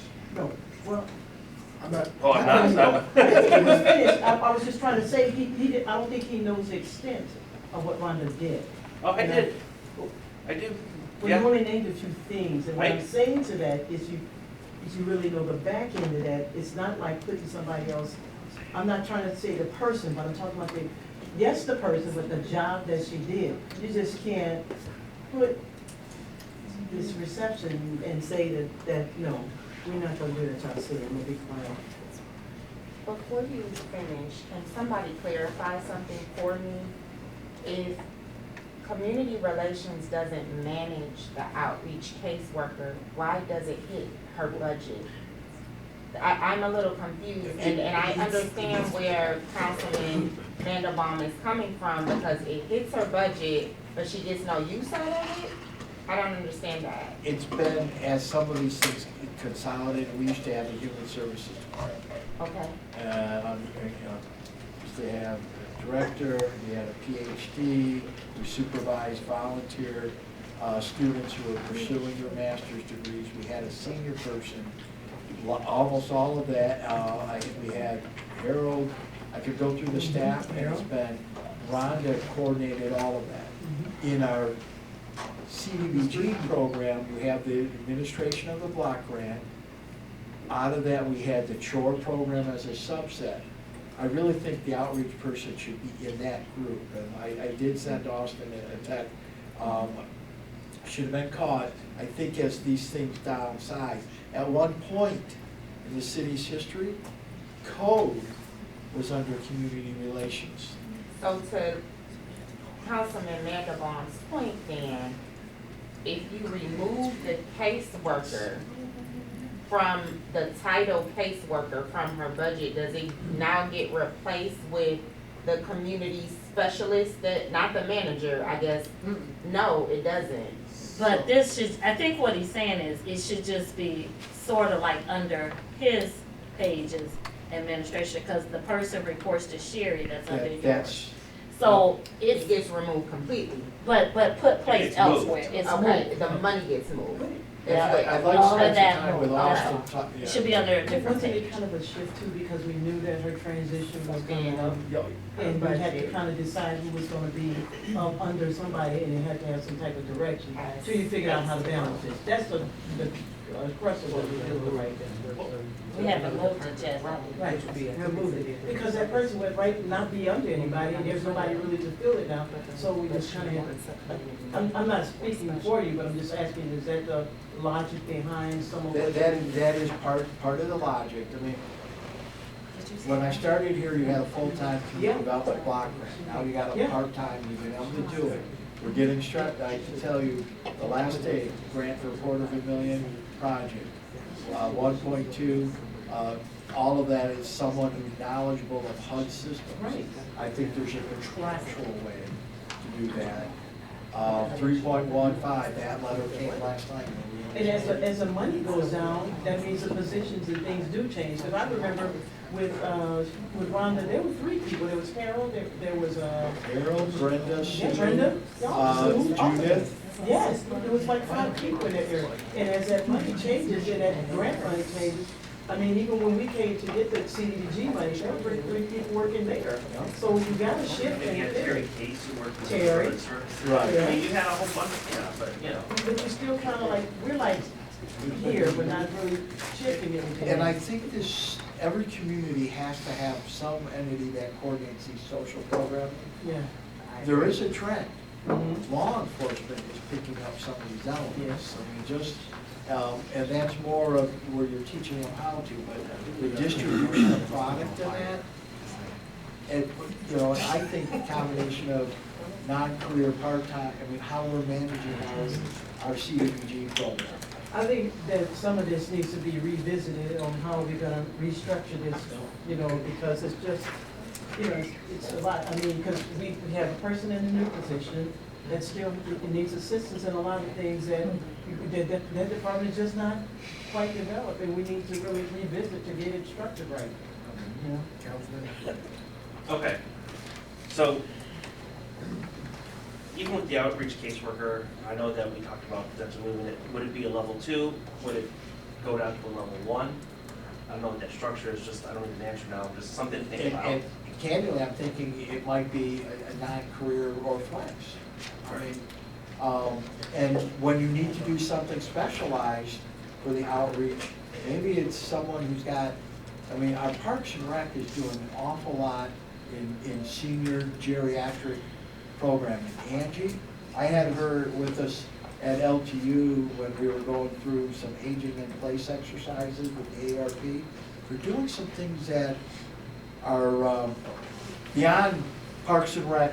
Right, like they bring in, you know, Right. doctors once And a a month. classic debate in communities, well, the lecture series are good. Yeah. I mean, Columbus Day, I went down to Louisville, Kentucky, Elmira College, and things they're doing.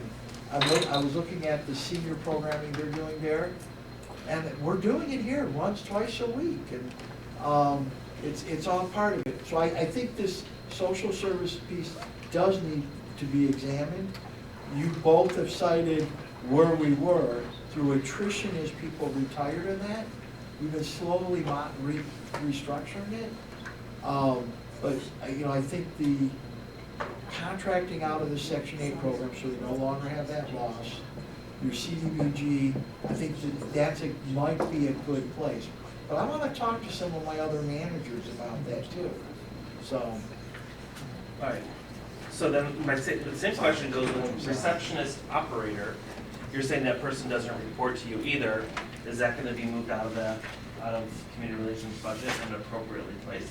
we'll evaluate that. And just on the receptionist, there has been discussion about technology replacing it.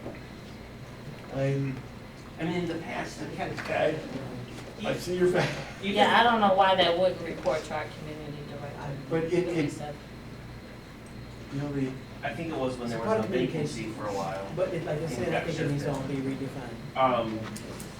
Okay, I so mean, then. but this isn't for this discussion. Right. So you kind of mentioned the cable, and I see that it's like a subsection of you now. And ever since I've been on council, I've always said, I think it should protect, I know historically it was, you know, one department, because messaging and print, audio, visual, it all should be consistent. Yes. Are there any plans to come to combine? Actually, cable is now reporting. So wouldn't that be wouldn't the budget be under community relations rather than separate cable? Turn the page. It It is. is. It is. You see that? Look at this here. It's a subset of it. No, I see that. But what I'm saying is, right, so we have, So if you look at page 73, got it. And plus, there's a history there associated with the franchise fee, which the general fund now captures fully, and PEG.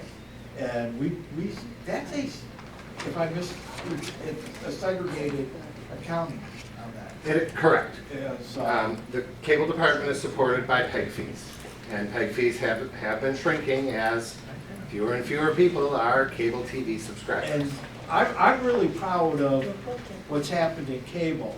And you got more product coming out.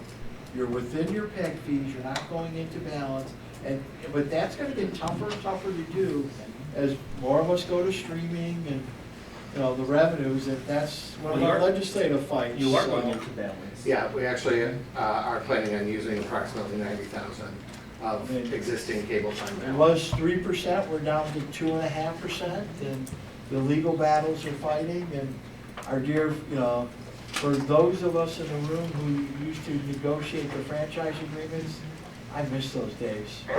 So, I don't know, so I guess, I don't have any more questions. I would just say that I think the department needs to be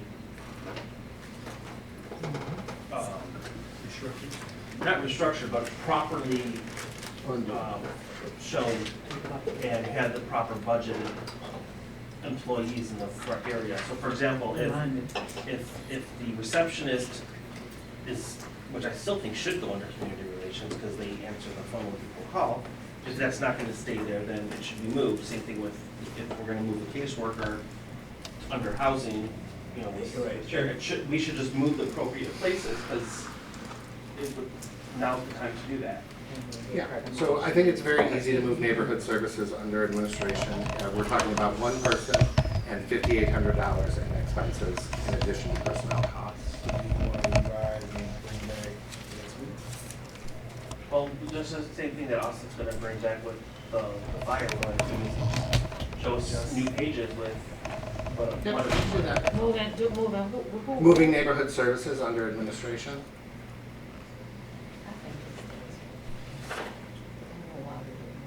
Well, right now, we have Sherry there.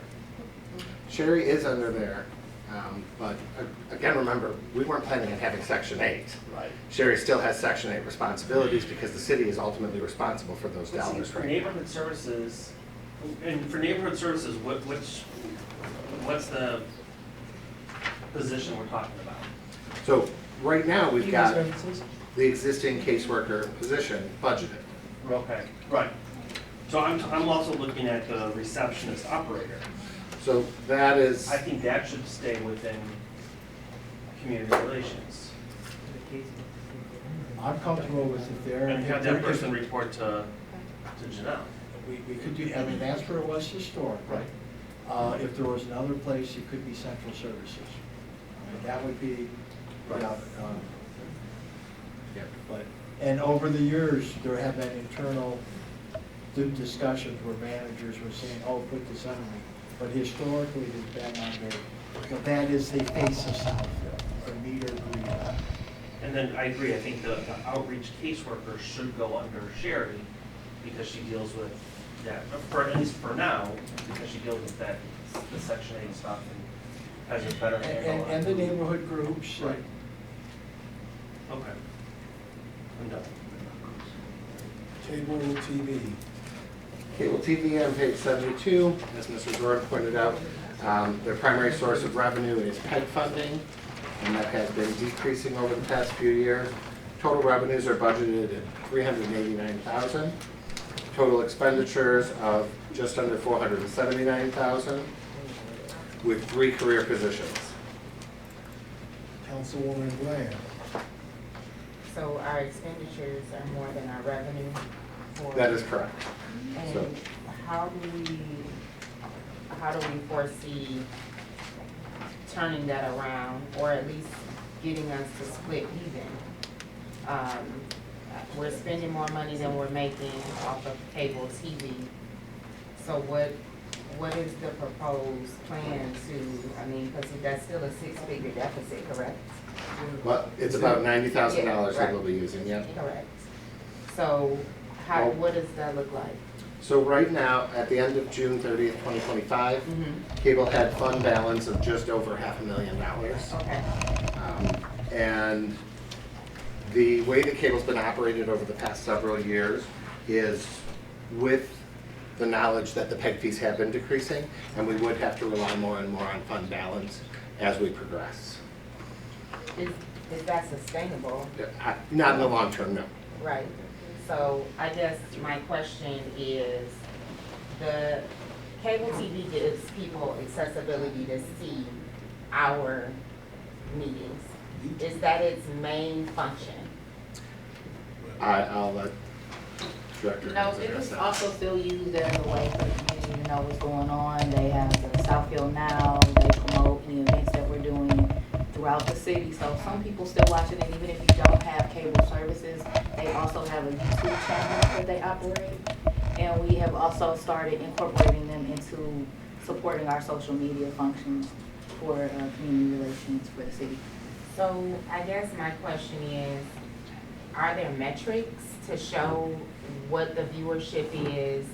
Is there another way to monetize if we are not going to fully use YouTube because we're actually using YouTube and Cable 15. And I guess my assumption is this, that our senior community uses Cable 15 because that it's a local 15 channel, right?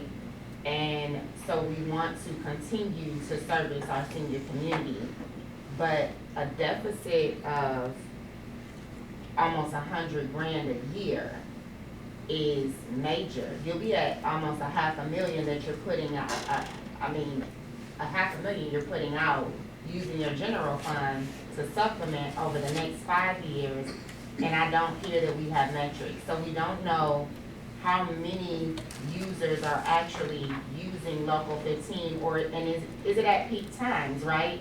So do we know that on Monday, right, at 6 o'clock, everyone tunes in, and maybe they keep the channel on and fall asleep to it, and it gives them some information. But if 4 hours once a week is absorbing $100,000, that's a lot of money, and YouTube exists. And I'm not saying that our whole senior community knows how to use YouTube, but I do think we should look at a way to monetize more. I think local they use 15. YouTube more than they use Cable 15. And those are the metrics we have, get YouTube metrics. We've never been able to get them from AT&T or Comcast. Yeah. And so I didn't want to make an assumption because my grandparents are no longer here, but I did teach them both, and I set their TV to YouTube and some other things. So if you're getting metrics from YouTube and YouTube is more efficient, what is the plan for Cable 15? We have no legal obligation to run it. What's happened when when cable came in, it created an expectation for a different mechanism of reaching out to our community, our residents. I take the position in some ways it's an unfunded mandate. And what the legislature has done, the Michigan legislature, how they've cut the franchise, we used to negotiate a franchise fee. We used to negotiate capital investment of the equipment. We were working on a 3% and a 5%. Streaming, this is why MML's position is, we feel we should have a piece of the streaming. The industry and the lobbies are so strong between the FCC and depending upon which party's in power, and the Comcast, they're big guys. In fact, recently when we were talking about drones, I proposed that we reopen the Metro Act. The Metro Act is another piece of this, because Evergreen, we got 15, 16 companies in our right-of-way that we have to dig around. And I look at the revenues and they're flat. Someone new comes in, so this is all tied. I wish I had an answer. I could tell you I know where we were at. Yeah. We're getting more product, and the product's getting more visibility. We need better metrics, but we get that with YouTube, and Janae's direction is to push this more into short work product that gets into social media. I mean, when we talk about leaning out and we talk about the budget that she has, right? I honestly would say that you could easily do a case study to say that if you monetize YouTube, if most of our YouTube viewers are of a certain demographic, I guarantee you that there are multiple advertisers that would love to monetize our YouTube page, to put their ads.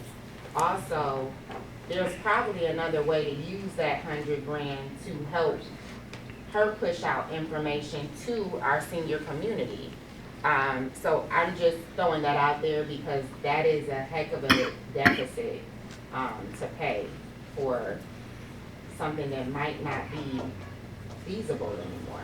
And if we want to, and there's also an opportunity for us to charge internal departments to keep the department, to keep cable going, because cable supports every department in the city, from the library, to the police department, fire department, parks and recs, they're at everything. And I think that if there was a portion of each budget that went towards that support that they provide, Got it. and that would solve the problem. Yes, And it we would. wouldn't have to talk about, you know. So this is the conversation. Yeah. Okay. You know, Thank somebody- you for that. Councilwoman Bennett? So in the cable department, do we have 2.5 or 3 full-time employees? Because it says here non-career, and on the second page, it doesn't look like it's a non-career. We have 30 full-time, and then there is a Page 73. it's three full-time staff, and they have a non-career position, and that's someone who has just been supporting, in the interim, she was just supporting their payroll. She'll be phased out at the end of this fiscal year. It's like it's been like $2,500 a year, because she's not really putting any hours in, so yeah, essentially it's just the 3 full-time positions. We're not counting you. Excuse me? We're not counting your position. No, not for No. cable. I I'm on only the see relations. 2 here. Hold on, this is 2. There's the, Non-career. Non-careers are not listed in personnel. I know, but, Right, because she's saying it's so the 2 looking at the directors org and then chart, the yes. producer director sports focus is one career position. Producer director graphics focus is another position. And producer director video focus is the 3rd position. Oh, and the part-time admin is just under there as one. Yep. That's the extra one, ma'am, the part-time NC, that's an extra one, it's not that the red one is. Right, well, So that means 3 in 1. You looked at it, it's 3 in 1. reflected here, but okay. Also, under education and training, not that we're trying to increase their budget, but are there opportunities for them to attend a seminar or something on maybe how to do business better, or film better, or digitize better, or, I don't know. Like, there's no money allocated for education and training. I didn't add anything because I knew how tight their actual budget was, but there's some wiggle room that there's some things we could probably flex that, or some opportunities for us to just, get them connected with how to transition into more digital, content. And that's something that we've been working on internally and they're doing really well with. Right. So even if it wasn't an actual training itself, there are resources available that are free that we're leveraging in the interim to kind of get them up to speed with where we need to be. Okay. That's all, thank you. Thank you.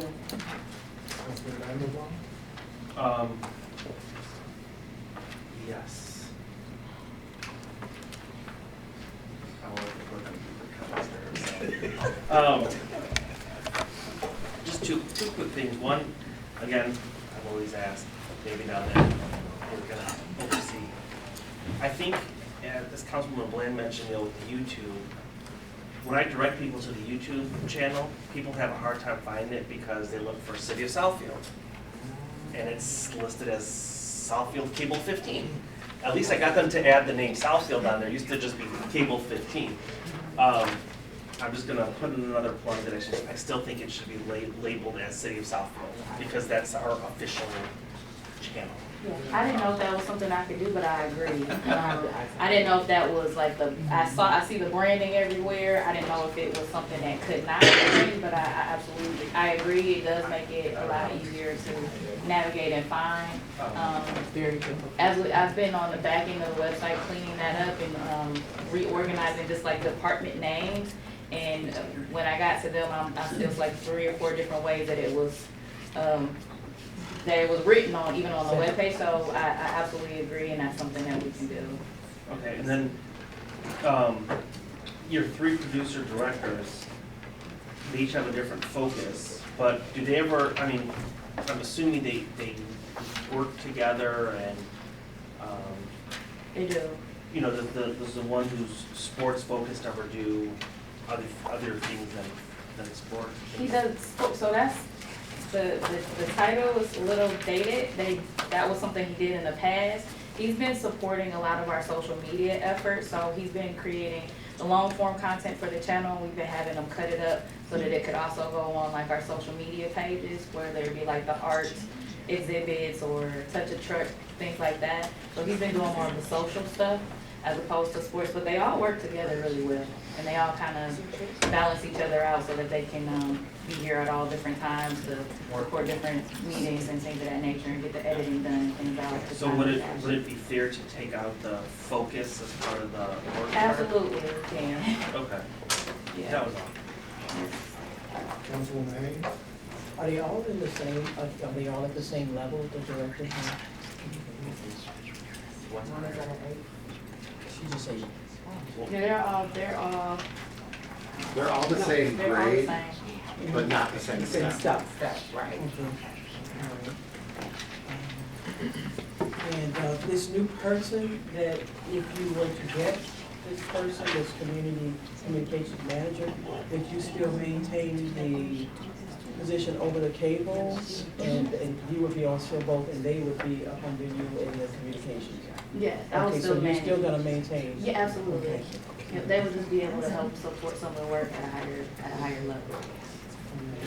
And again, I think that what she mentioned about the fees, no, I think we need to just spend some more time just restructuring all of that, and talking about that, because that would be a better way to just kind of forecast financially to try to do some things, and also mentioning of the advertising.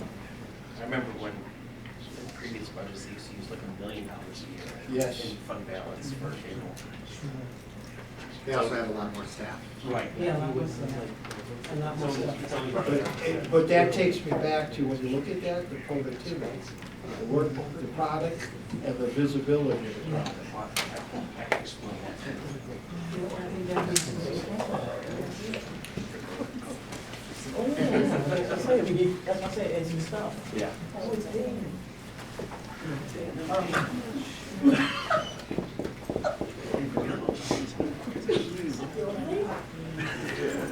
Okay, I think that's it. Technology, thank you. Thank you. Thank you very much. You're doing a great job. Thank you. No traffic on the audience. Technology and central service starts on page 221. Looking at technology services budget summary, anticipated revenues of just under $860,000. That is primarily charging out those costs to other departments and funds. Expenditures of approximately $2.5 million with 12 career employees. Councilwoman Banks? So the web service administrator is still vacant, Yeah, we haven't filled that, and that's been how long? since I became director. Right, so I thought, so why do we still have this here? We're looking to eliminate that. Part of it is, we shifted some of those duties, the web content duties got shifted over to community relations. So we still kept the technical part, but the position's gonna get gone. Okay.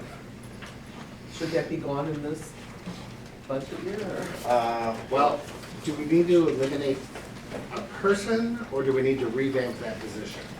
We probably need to revamp that position. That's the whole premise of that.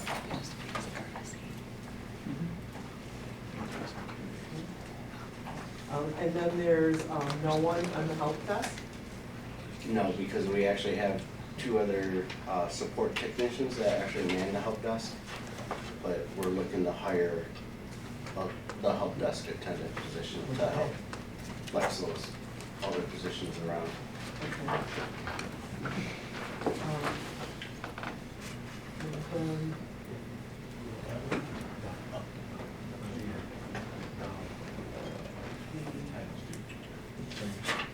I think I'm all set, if not. Thank you. Councilman Brightwell? I pass. Pro Tem? My only comment, thank you, Mr. President, was the web service administrator, it's actually a question or comment for Mr. Zorn. Since it's been vacant for so many years, this is an example of where we can shift it to those other departments that need the people. Because we're talking about a budgeted amount of $124,000 with the premiums included, that's something we can certainly move it to those areas that need it. This is the kind of shifting we should be doing, so that we don't have the leaders of these departments keep telling us they need somebody, and this has been vacant and on the books for years. Yeah, we can evaluate that. Let me, and I think Council President touched on this beginning, obviously cybersecurity. We are having more and more of our software. I think yesterday I made a comment about all of the different software products we use. The migration has removed more stuff to the cloud, presents real challenges for us. The other thing is a lot of our configuration was designed around our Clemens system used for public safety. As that moved to a cloud system and privately owned, I think we've got more exposure. Your comments earlier, we had just 5:15 in my office, he and I were talking about that, and I'll use the clerk's office. My list of software products that staff gave to me didn't have half the cloud services. And when we talk about payment and processing, the majority of the building department's revenues are all credit card processing, and that's soon we're under pressure to take that to the cloud. And Renee was saying in some places they're undoing that because as AI becomes more competent in its ability to break these codes, it's another threat. So we will put this under the microscope. Renee has, we've got a memo that I've been holding for basically two staff changes. So I'd like Renee and Austin and I to talk. We do a monthly meeting where we go through these things, and we're putting more emphasis on software training. Because we've got lots of software. I brought this up just yesterday. The fire department, with that first due, eliminated 4 different software. That's 4 less products we have to train on one.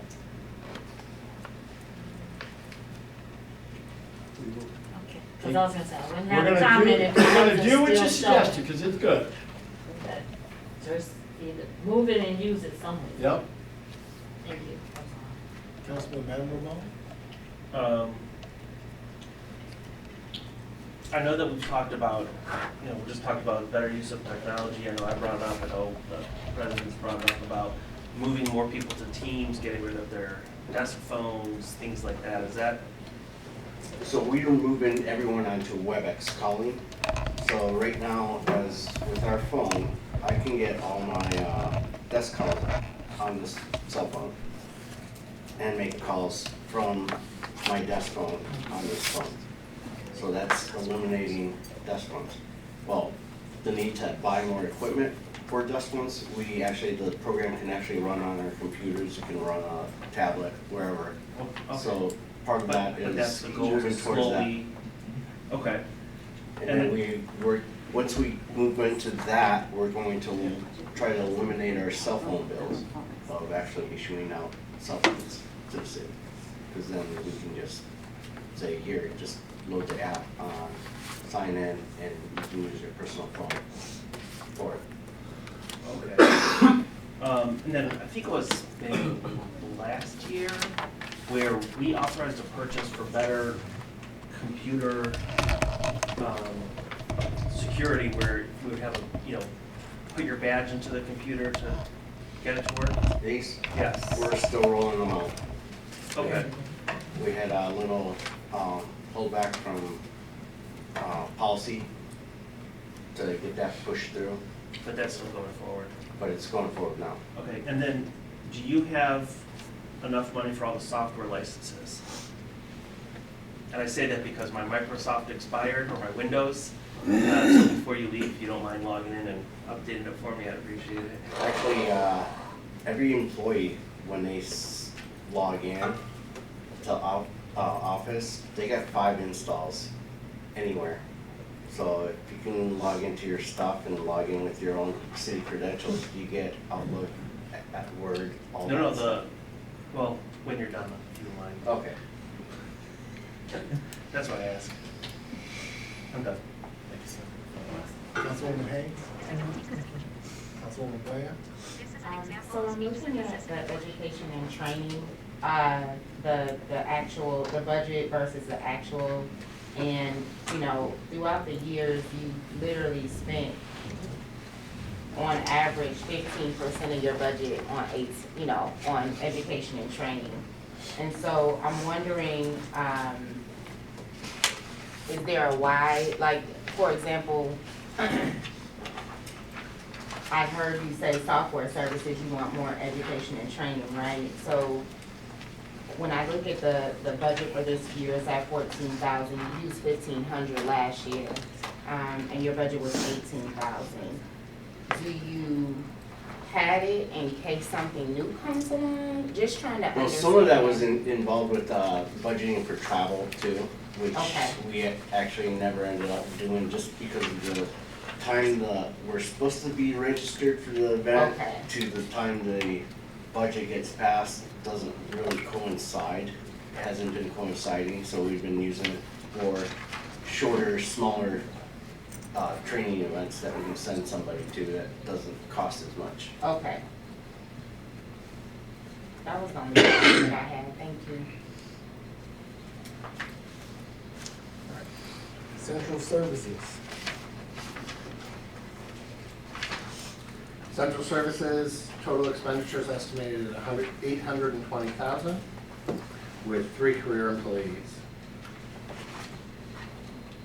Mr. Brightwell, Councilman Radwan, anything for you? You're up first. Anything for central services? I won't entertain right now. I apologize for late, but I know what's in here, so right now, thank you. No question. Councilwoman Hayes? No questions? Councilwoman Bland? Nothing. Something? Thank you, sir. You're doing a great job, man. Yeah, you are. Thank you. Don't leave.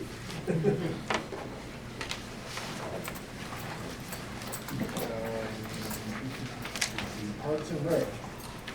Parks and Recreation begins on page 125.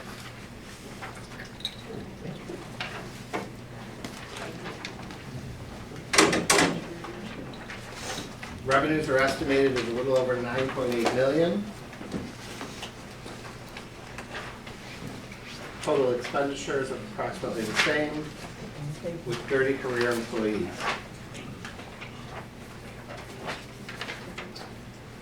Pro Tem, you're up first.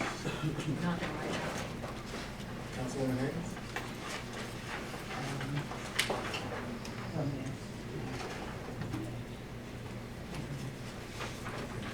Councilwoman Bland?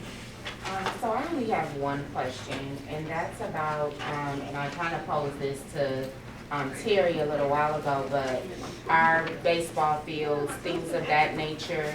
I went out there with a little league team, and I guess there's a standard for like the baseball where things fall up under the fence. Backstop. So, yeah, the backstop, that's what it's called. So as far as those type of, I don't want to call them upgrades, but almost getting us to code so we're more attracted to bring groups in.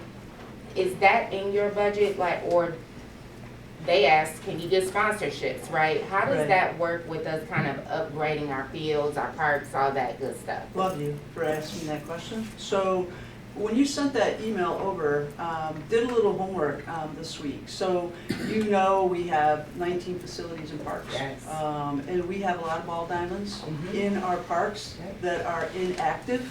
And we have a lot of ball diamonds that are really seeing a lot of business. Right now, Bedford is a park that is used primarily for soccer and flag football. That doesn't mean that we can't go and repair a backstop. It doesn't mean that we can't take a look at offering some concessions if we have a renter and a user that's bringing in a group.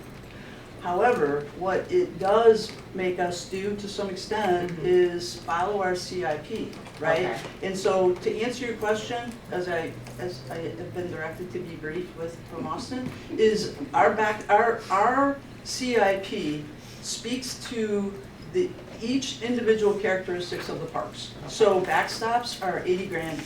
And so we're going to replace the 2 backstops at Miller Park. because we have some junior baseball teams there, and we have renters there. So we're gonna follow back up with you. We just wanted to be able to come to the table with not just, we'll take a look at it, but here's what we can do. I was just wondering how that falls in line, but that falls into the CIP plan when it comes to those upgrades. It's not necessarily budgeted Right, but. as a line, got it. Absolutely, but it doesn't mean, as I said, it doesn't mean that we can't make a repair Yeah. at a ball field. Actually, it's budgeted under land improvements, and that's at the end of the 131 page. Ah, thank you. That's where we budget our capital improvement projects. And it's 2026, I see the actual based on the budget. I know you still, your summertime will, I heard when Austin said this is pretty much updated through April. So Right. once you get into your seasons, that's when you start really going through this money. Absolutely. Okay, thank you for that. You're welcome. I'm done. Councilwoman Banks? I'm not sure if I have any question, well, maybe this is with part of the budget. Carpenter Lake, Yes. we still don't have like any signs within the trails when you're walking. Example, if you need to go to the restroom, which way do you go? Do you go left, do you go right, do you go straight? I know we talked about it last year, We did, and I thought we were putting something in place. and we are. It takes 1 year to put something in place? Well, it takes Something low? We want to put something that is permanent, right? We want to be able to invest. Signage is not inexpensive. So to your point, what we did at Carpenter Lake was we groomed those trails, we made some improvements, and for us, we need park signage at all of our parks. I know there's been some logo conversations that we've had, so what we can do is put some temporary signage in there for Carpenter Lake, but we really want to be able to invest in unified signage across the board for all of our parks. But we could put some temporary directional signs, to your point. We certainly host a lot of programs up there. And, yeah, and you do, and I'm not thinking of anything fancy, I get you. just something small. If you're not sure which way do you go, left or, there's a lot of people that use the trails. Absolutely. And I don't know if it would, be beneficial, like on some of the plaques that are within the trails, to put something for the dogs, because I was just shocked how many dogs use those trails at night with their. Without a leash? Without a bag to pick up their poop. There's some with leash, there's some without leash, but, I mean, I didn't see any droppings anywhere, but. You know what, this isn't answering your direct question about signage, so we'll look at those directional signs. But what you are going to see going forward, and it's reflected in the budget, is a park ranger program. So it allows us to have folks in the parks, directly in the parks, on non-traditional times. So our park staff goes home 2:30, 3 o'clock unless they're on overtime. And so what we did was we developed a park ranger program so that they can come in from 3 o'clock until 8 o'clock at night, Wednesday through Friday, and on Saturday and Sunday. They come in after our normal park staff. Our normal park staff come in on the weekends, and they are paid time and a half to do that. But they come in on the weekends and they go and they blow all the pavilions out, they clean the parks and they get ready for those renters. But after that, they go home. So we need somebody on site going in and out of those parks. So being able to not just clean up, but be an educational tool. So to your point, I think it's going to be very helpful to educate public that are using our parks, and also direct them into some of the amenities that this council has invested in, and that's a dog park. So I think that that's going to be helpful. But to your point, we'll take a look at those directional signs straight away. And Council, the reason I was asking is that I participated in a program, and there were some young children that were running away from their parents, but that was part of the program. The gentleman came in with this big pit bull, and right away there was one little girl that's like, I don't know anything about this pit bull, and he looked like he could drag the owner. It made me nervous, and I ran over to the girl to make sure she was protected, because He wasn't on the leash? He was on a leash, but this was a big dog. Okay, no, I'll just ask. Yeah, I mean, he was, he was on a leash. the leash still the ordinance still responds to the parties. So no dog can be on a leash. I'm just asking. Yeah, no, it was, but he was a big dog. I was surprised Just to curious. what? Well, so do we, but this one looks scary. To the kids, yeah. Thank you. You're welcome. Chair, this is, with respect to golf rounds, is there a reason why rounds dropped for 2026? From 25 to 26, is that what you're saying? Yeah, I'm looking at 26 actual. Are you on page 132, sir? Yeah, 132. 132? Page 132. So our budget for 26 was 541,000. Our season's just started off for this year, right? And for 27, we're estimating slightly below that at just under 500,000. So to answer your question, so what we did, what we are looking at is we had a late opening and an early closing from the year before. And going forward this year, we should have a consistency. Our rounds aren't going to be as affected as much as our total budget for the golf course and Beachwoods. That's our driving range. Right. If you look at those two entities, we're gonna be about 150,000 in the positive, 130,000 over expenses at the golf course, and 28,000 over expenses at the driving range. As far as the rounds go, we'll take a look at that to make sure, but we don't like to go on the high side of judging rounds because we're affected by weather, we're affected by tree damage at the golf courses. We really are hoping for some rain this year because last year we spent $45,000 in water. And so I guess I try to be a little conservative on the revenue end. I'm a little bit higher on an expense end sometimes, whether it be staffing or whether it be emergency expenses for operations. So we try to be very conservative on our green fees and our rounds of golf. Okay. Are there any major investments and plan from a golfing standpoint? I'm asking it because my neighbor is a golfer and I taught him golf 10 years ago. Now he's about like he's on crack or something. Sure. I guess I would point you to the piece of paper I sent out to everyone has the investments, right, of all of our parks and facilities to the date. I will tell you that what hasn't shown up in the numbers right now, and it will because we've already spent the money, is to your point of the golf course. We are using new furniture there. We replaced the carpet and we have new countertops there, and we painted. So the investment has been in the clubhouse. In the past, it's been in golf carts, it's been in our filter system and our pumps, and our management of our ponds and our irrigation systems. So I think minimal investment this year with cosmetics. We've done a lot of infrastructure. We run effectively and efficiently, but we need it to look nicer. Sure. We're really hosting a lot of folks coming in to the golf course with tournaments. People are spending their time with shelters and then they're capitalizing on the golf course being there, so they're making it part of the event. You saw the carpet in the pavilion. We have the NCAA College Hall of Fame that are looking at hosting their event here next year in the pavilion.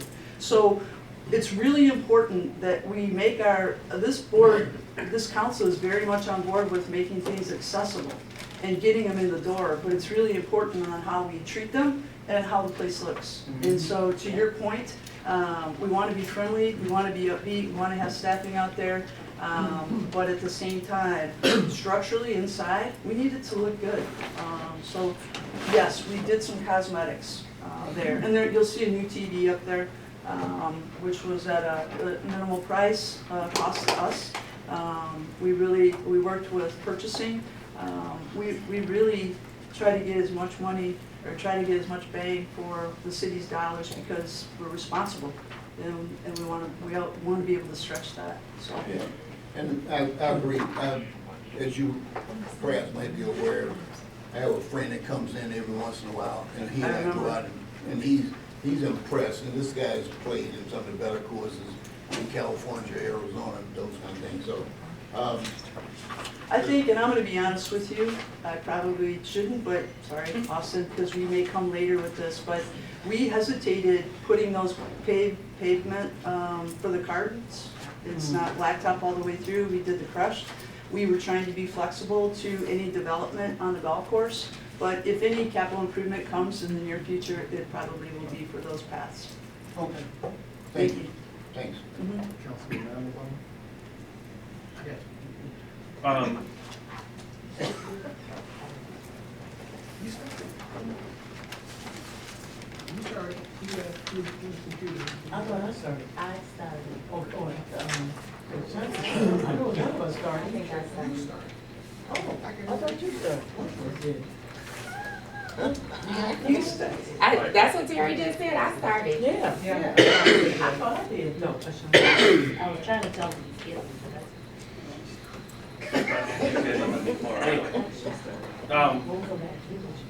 I just wanna, Did you hear that? She started. Okay. Oh. I didn't notice. You started? The president is correct. Okay. One time. Actually, I was wrong. I'm sorry. I was, I just wanna say, I like that you beat your revenue budget for a lot of different things, classes, rentals within the facilities, even cemeteries. You Yes. beat your revenues, I don't know if that's good or bad, but. That's a mixed bag right there, right? But I do like that, and I do see a lot more programming. I know we started charging for more of the programming, and I understand that we have to do that, but, Our classes have gone up 70%. The amount of classes and the revenue. At this point in time last year, our revenue was $3,600. Right now it's $17,500.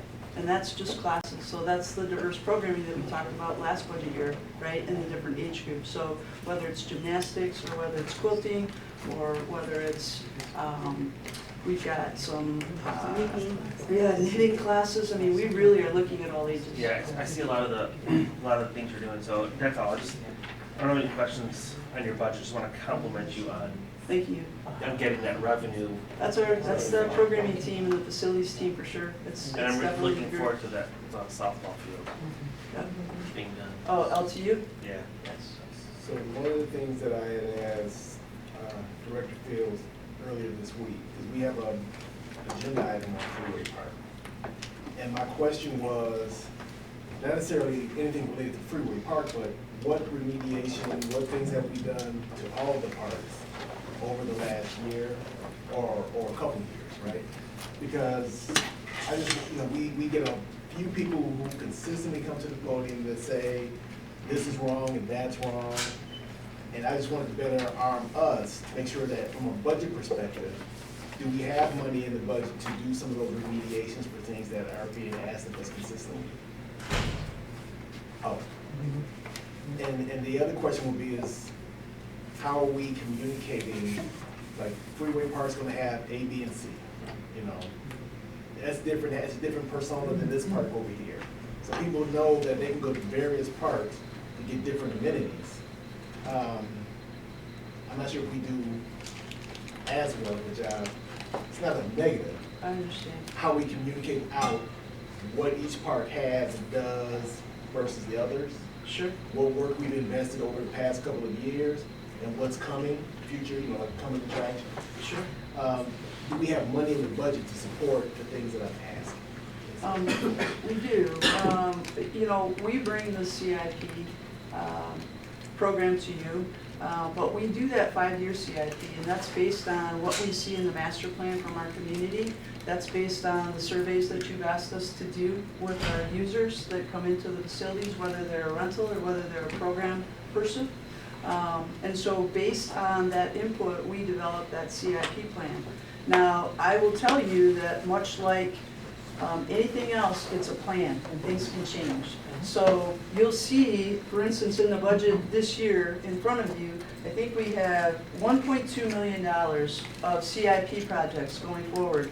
Anywhere from Beechwood's driving range, new retaining walls, Berg Historical, we're looking at recladding and putting new siding on this year, so we're gonna be spending about $400,000.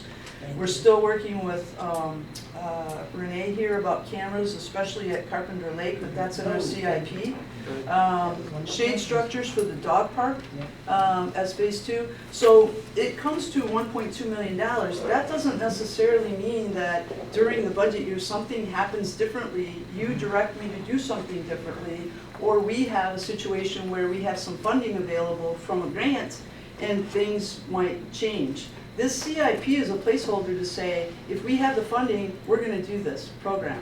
Now, to your point about the different characteristics in the parks, that's why and Fred and I have talked about this along with Austin and a lot of our internal team. I will say right now, every time someone comes up and says, you know, Inglenook is awful, those bathrooms are terrible, they are. It's not something I'm proud of, it's something that we have that's older and we want to invest. But it would be a mistake if we just went in there and said, let's spend $500,000 and put a bathroom in here and not take a look at the entire park, because quite honestly, the path needs to be done. That we need a left-hand turn lane coming out of that park because it's dangerous. So it's not just the bathroom, right? So much like Freeway Park, we had the opportunity to put a roller hockey rink in. We had some funding available.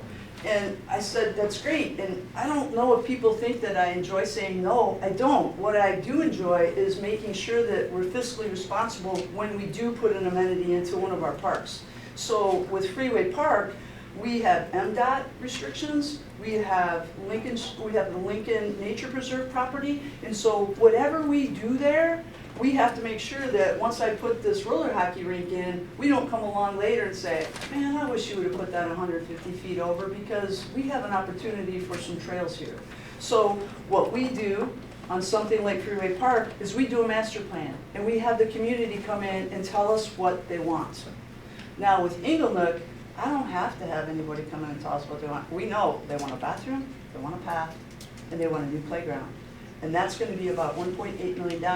And that's what we asked Rashida to lead for. That was one of the projects for our $4 million. The other was 1.6 for Freeway Park, because we've got safety issues at Freeway Park. We've got a lot of folks that use that park. It stays away from the main road. A lot of people don't know it's there. That's very true. Which means that we have folks, the first thing they said when they came and told us what they wanted, please give us some lighting so we feel safer. So we have a number of variables, if you will, that says to us, we really need to do these things first and foremost because of accessibility and safety. After that, we're looking at the amenities that we're offering. So we can always, it's Parks and Recreation 101 for us, and it's to your point, we get so busy doing Parks and Recreation that we don't tell people what's there, right? We don't tell people what's coming. So we can always work harder at doing what you're talking about, and that's launching these new social medias or launching it's almost like marketing our parks.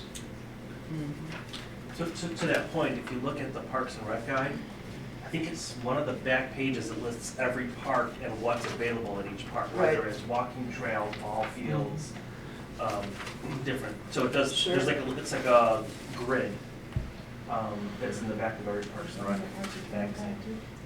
So they have it, but could it be better? Out there, right, displayed, improved, yes. I'm sorry, did you have something? Yeah, I had some questions I didn't have before. When you talked about Carpenter Lake, and so you're gonna get some light. A couple of things on that. Carpenter Lake or Freeway? Carpenter Lake. Okay. When we first opened it, there was some concerns there, and we talked about the gate. I was there, I live off 10 Mile, late one night, and there was a car sitting in there with the lights on, and it never moved. I drove by several times, and it was rather late. And we talked about that gate being closed some time ago, and I noticed, because I live in that area, that it's not always closed. So I need to know if there are some plans for that, because I'm just a little concerned. I like preventive measures, and I like to know that, you know, just, what can we do about that? That's just a concern, Ryan. I appreciate that. We did take, we did take the steps to repair that gate. And so we're gonna launch that this summer, so that that gate is. The other part of that is having staff on board in case there are any issues that we can go and address. And work in conjunction with the police, because the police are on board with that too. You're right, we do have folks that stay overnight in some of our parks. They do, and I was just wondering about that because I was thinking maybe there could be some type of electronic means that they could be open and closed in the morning. It does. And I mean, people still can jump the gate, but still won't be cars. Right. Okay. They won't be able to get it, but if the car is in the park after it closes, when they pull up to the gate will open and the car can exit. Okay. You have a line item for donations.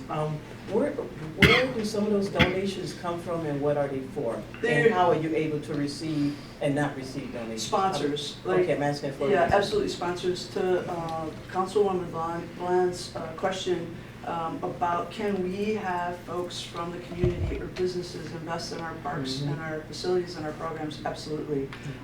We've got an initiative within our department. Each one of our programs, especially special events, has a budget, and it has people, and it has overtime, and it has staff costs as well as operational costs. And we're asking that all of our staff have some kind of sponsorship, and we're doing a training program within our organization. Because I know we didn't have it years ago, but I'm asking for another reason. This budget, do we have any? You will. Plans in the budget. Okay, I was at a conference, capital conference in Lansing, Michigan Municipal League, and the Audubon Society was there. And they, you know what they do. And I spoke with the director who I know, and is there perhaps any money in the budget or perhaps donation or sponsors for a bird sanctuary at that location? I spoke with her and she's willing to come in, and can you receive money for that? When we first got Carpenter Lake, I came before the council, I wasn't on the council, and Mr. Sonic, who is the director at University of Michigan Dearborn, they ran that facility and they were willing to come here and talk, but it wasn't well received at the time. And to me, that is a huge, huge attraction. And I'm just wondering, would that be something in the budget that could later be? That's a great idea. We always have initiatives in the budget, let's say new programming initiatives. If we could partner with an organization like that and really start at a ground level and offer some birding programs and an educational piece, and we establish like an interest level there, I very much think that can result in us going forward with some additional programs.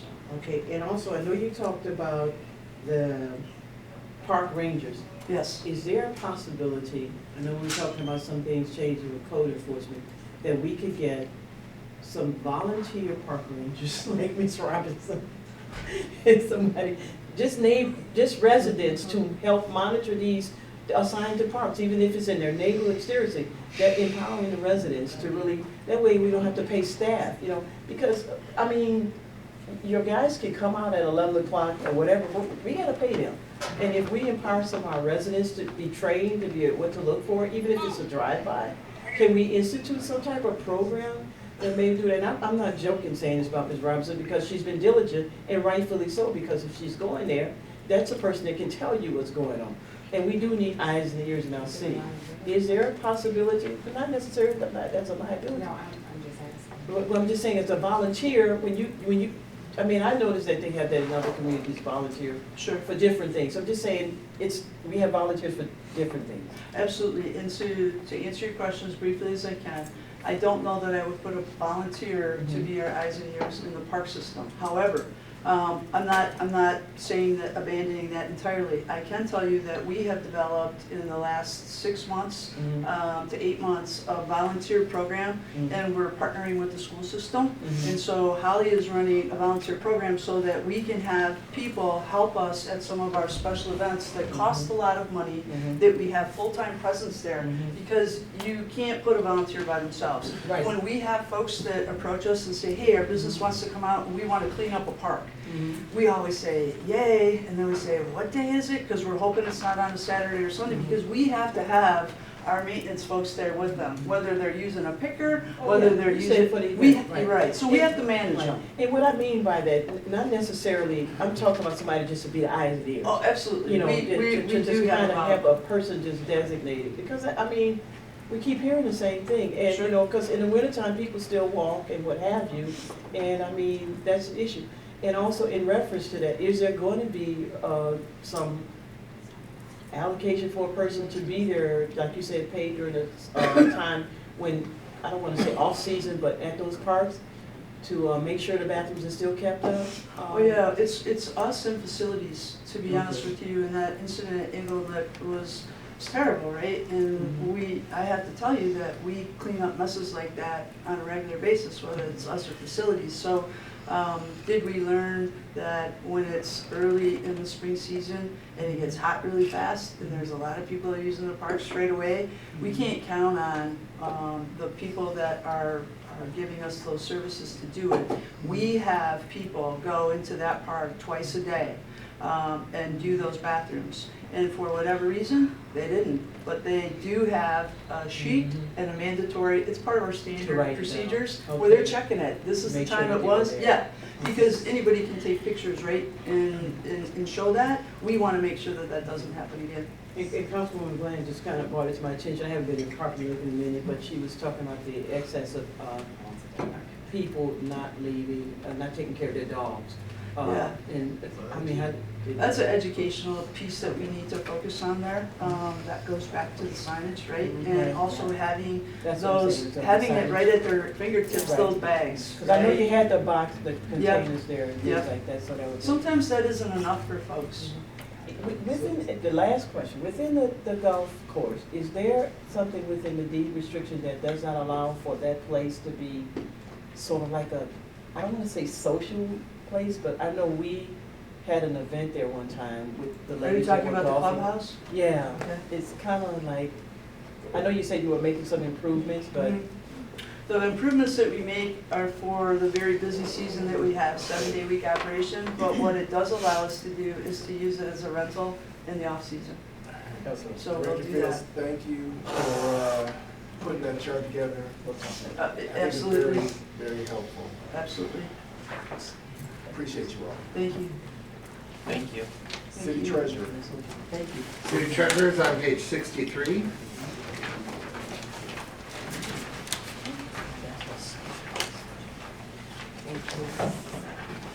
Anticipated expenditures of just under 1.2 million with 9 career employees, including your elected city treasurer. It's actually eight career employees, one's non-career.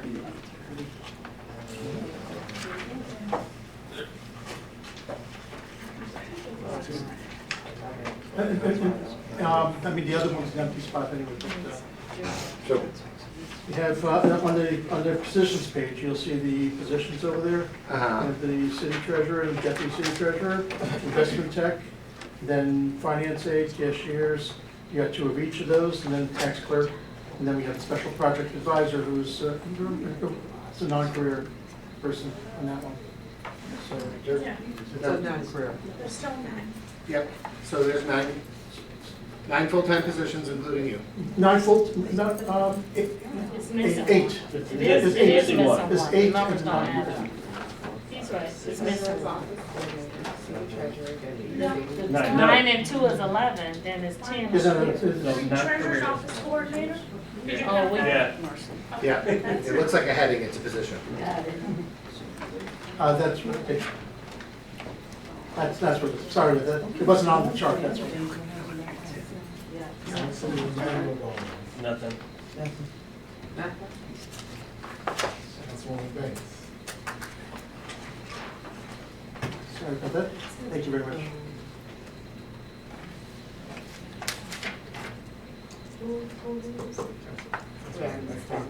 Nancy. Yeah. Huh? No, I'm fine. Councilman Brightwell. No questions. Thank you, sir. We waited all that time. Thank you. I should do that, Eric. He's like, really? What the heck? City clerk. You passed with 5. City clerk is on page 55. Do you want me to go to the podium or I could, Why do you sit there? basically? Anticipated revenues of 125.5, total expenditures of 1.7 with 9 career employees. Councilwoman Hayes? Vacancy inside, Yeah, one of these 9 positions is vacant. is it just became vacant or? No, it's been vacant. I didn't want to fill it before I made sure everyone else who's already there had assignments with what to do. I think it was. Yeah, it happened to have gone up to the, Wait, the administrative assistant. it's the third one, yeah, administrative assistant 1. I'm good on that, thank you, yeah, I'm good. Councilwoman Boyle? No, sir. Councilwoman Banks? No, I think I'm all set, thank you. No. Pro Tem? No. Excellent. Human Resources. Human resources, page 107. Here we go. Total expenditures, just under 2.3 million with 11 career employees.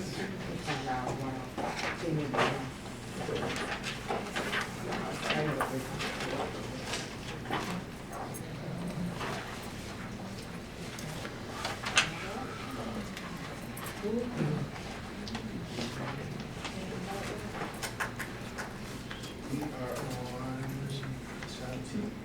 Councilwoman Graham. I mean.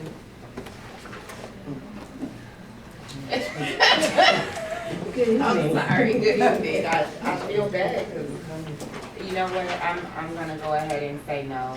I have nothing just because, yeah. I mean- Yeah, I will say our acting director is very newly acting Right, director. that's why. So You know, and she and I have been having no disrespect, on the because I know fly. you know what you know, but I just don't think it's fair to have you up here answering any of these questions at this point. But I appreciate you being here. Thank you, I appreciate it. Yes, ma'am. I'm a no, don't even answer.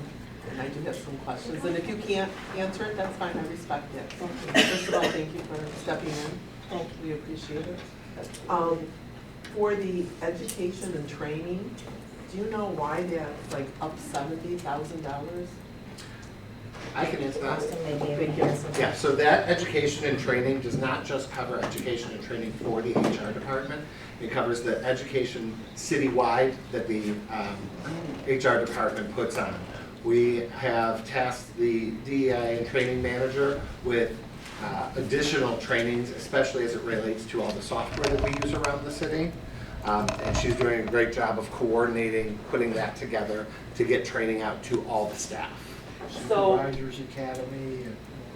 so example, if I go to Oakland Community College and take a class, Yes. and at one time the city used to reimburse us, does that come under this area? That is, there's actually a line for that. It's called tuition reimbursement. It's about halfway down the page. It's 7140. 7140, I'll be right there. Okay, so that is being utilized. Yep, Okay. we still do have that program and people are still utilizing that. Because it just seems like every year, the amount of money we're using for education and training is way below what we're proposing.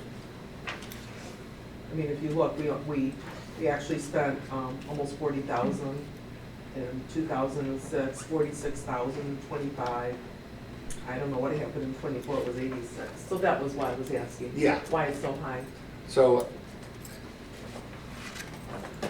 I don't have a good answer as to why the actuals are so low. Okay. You don't have an answer? I don't have a good answer as to why the actuals are so much lower than the budget. Obviously, but And then the, maybe you can answer this, the contractual and professional, we use that for, that is a lot. There are several services that the HR department contracts out.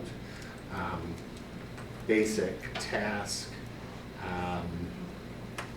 We've got the healthcare consultants in there, Mike and Vance. Does that cover our workers' comp, CMIS, or? Do we, I think I we know have to that's an outside agency that manages that too. Oh. All right, let's see what we've got Full here. use testing. Cobra, EAP, FMLA, FSA, union labor negotiations, laser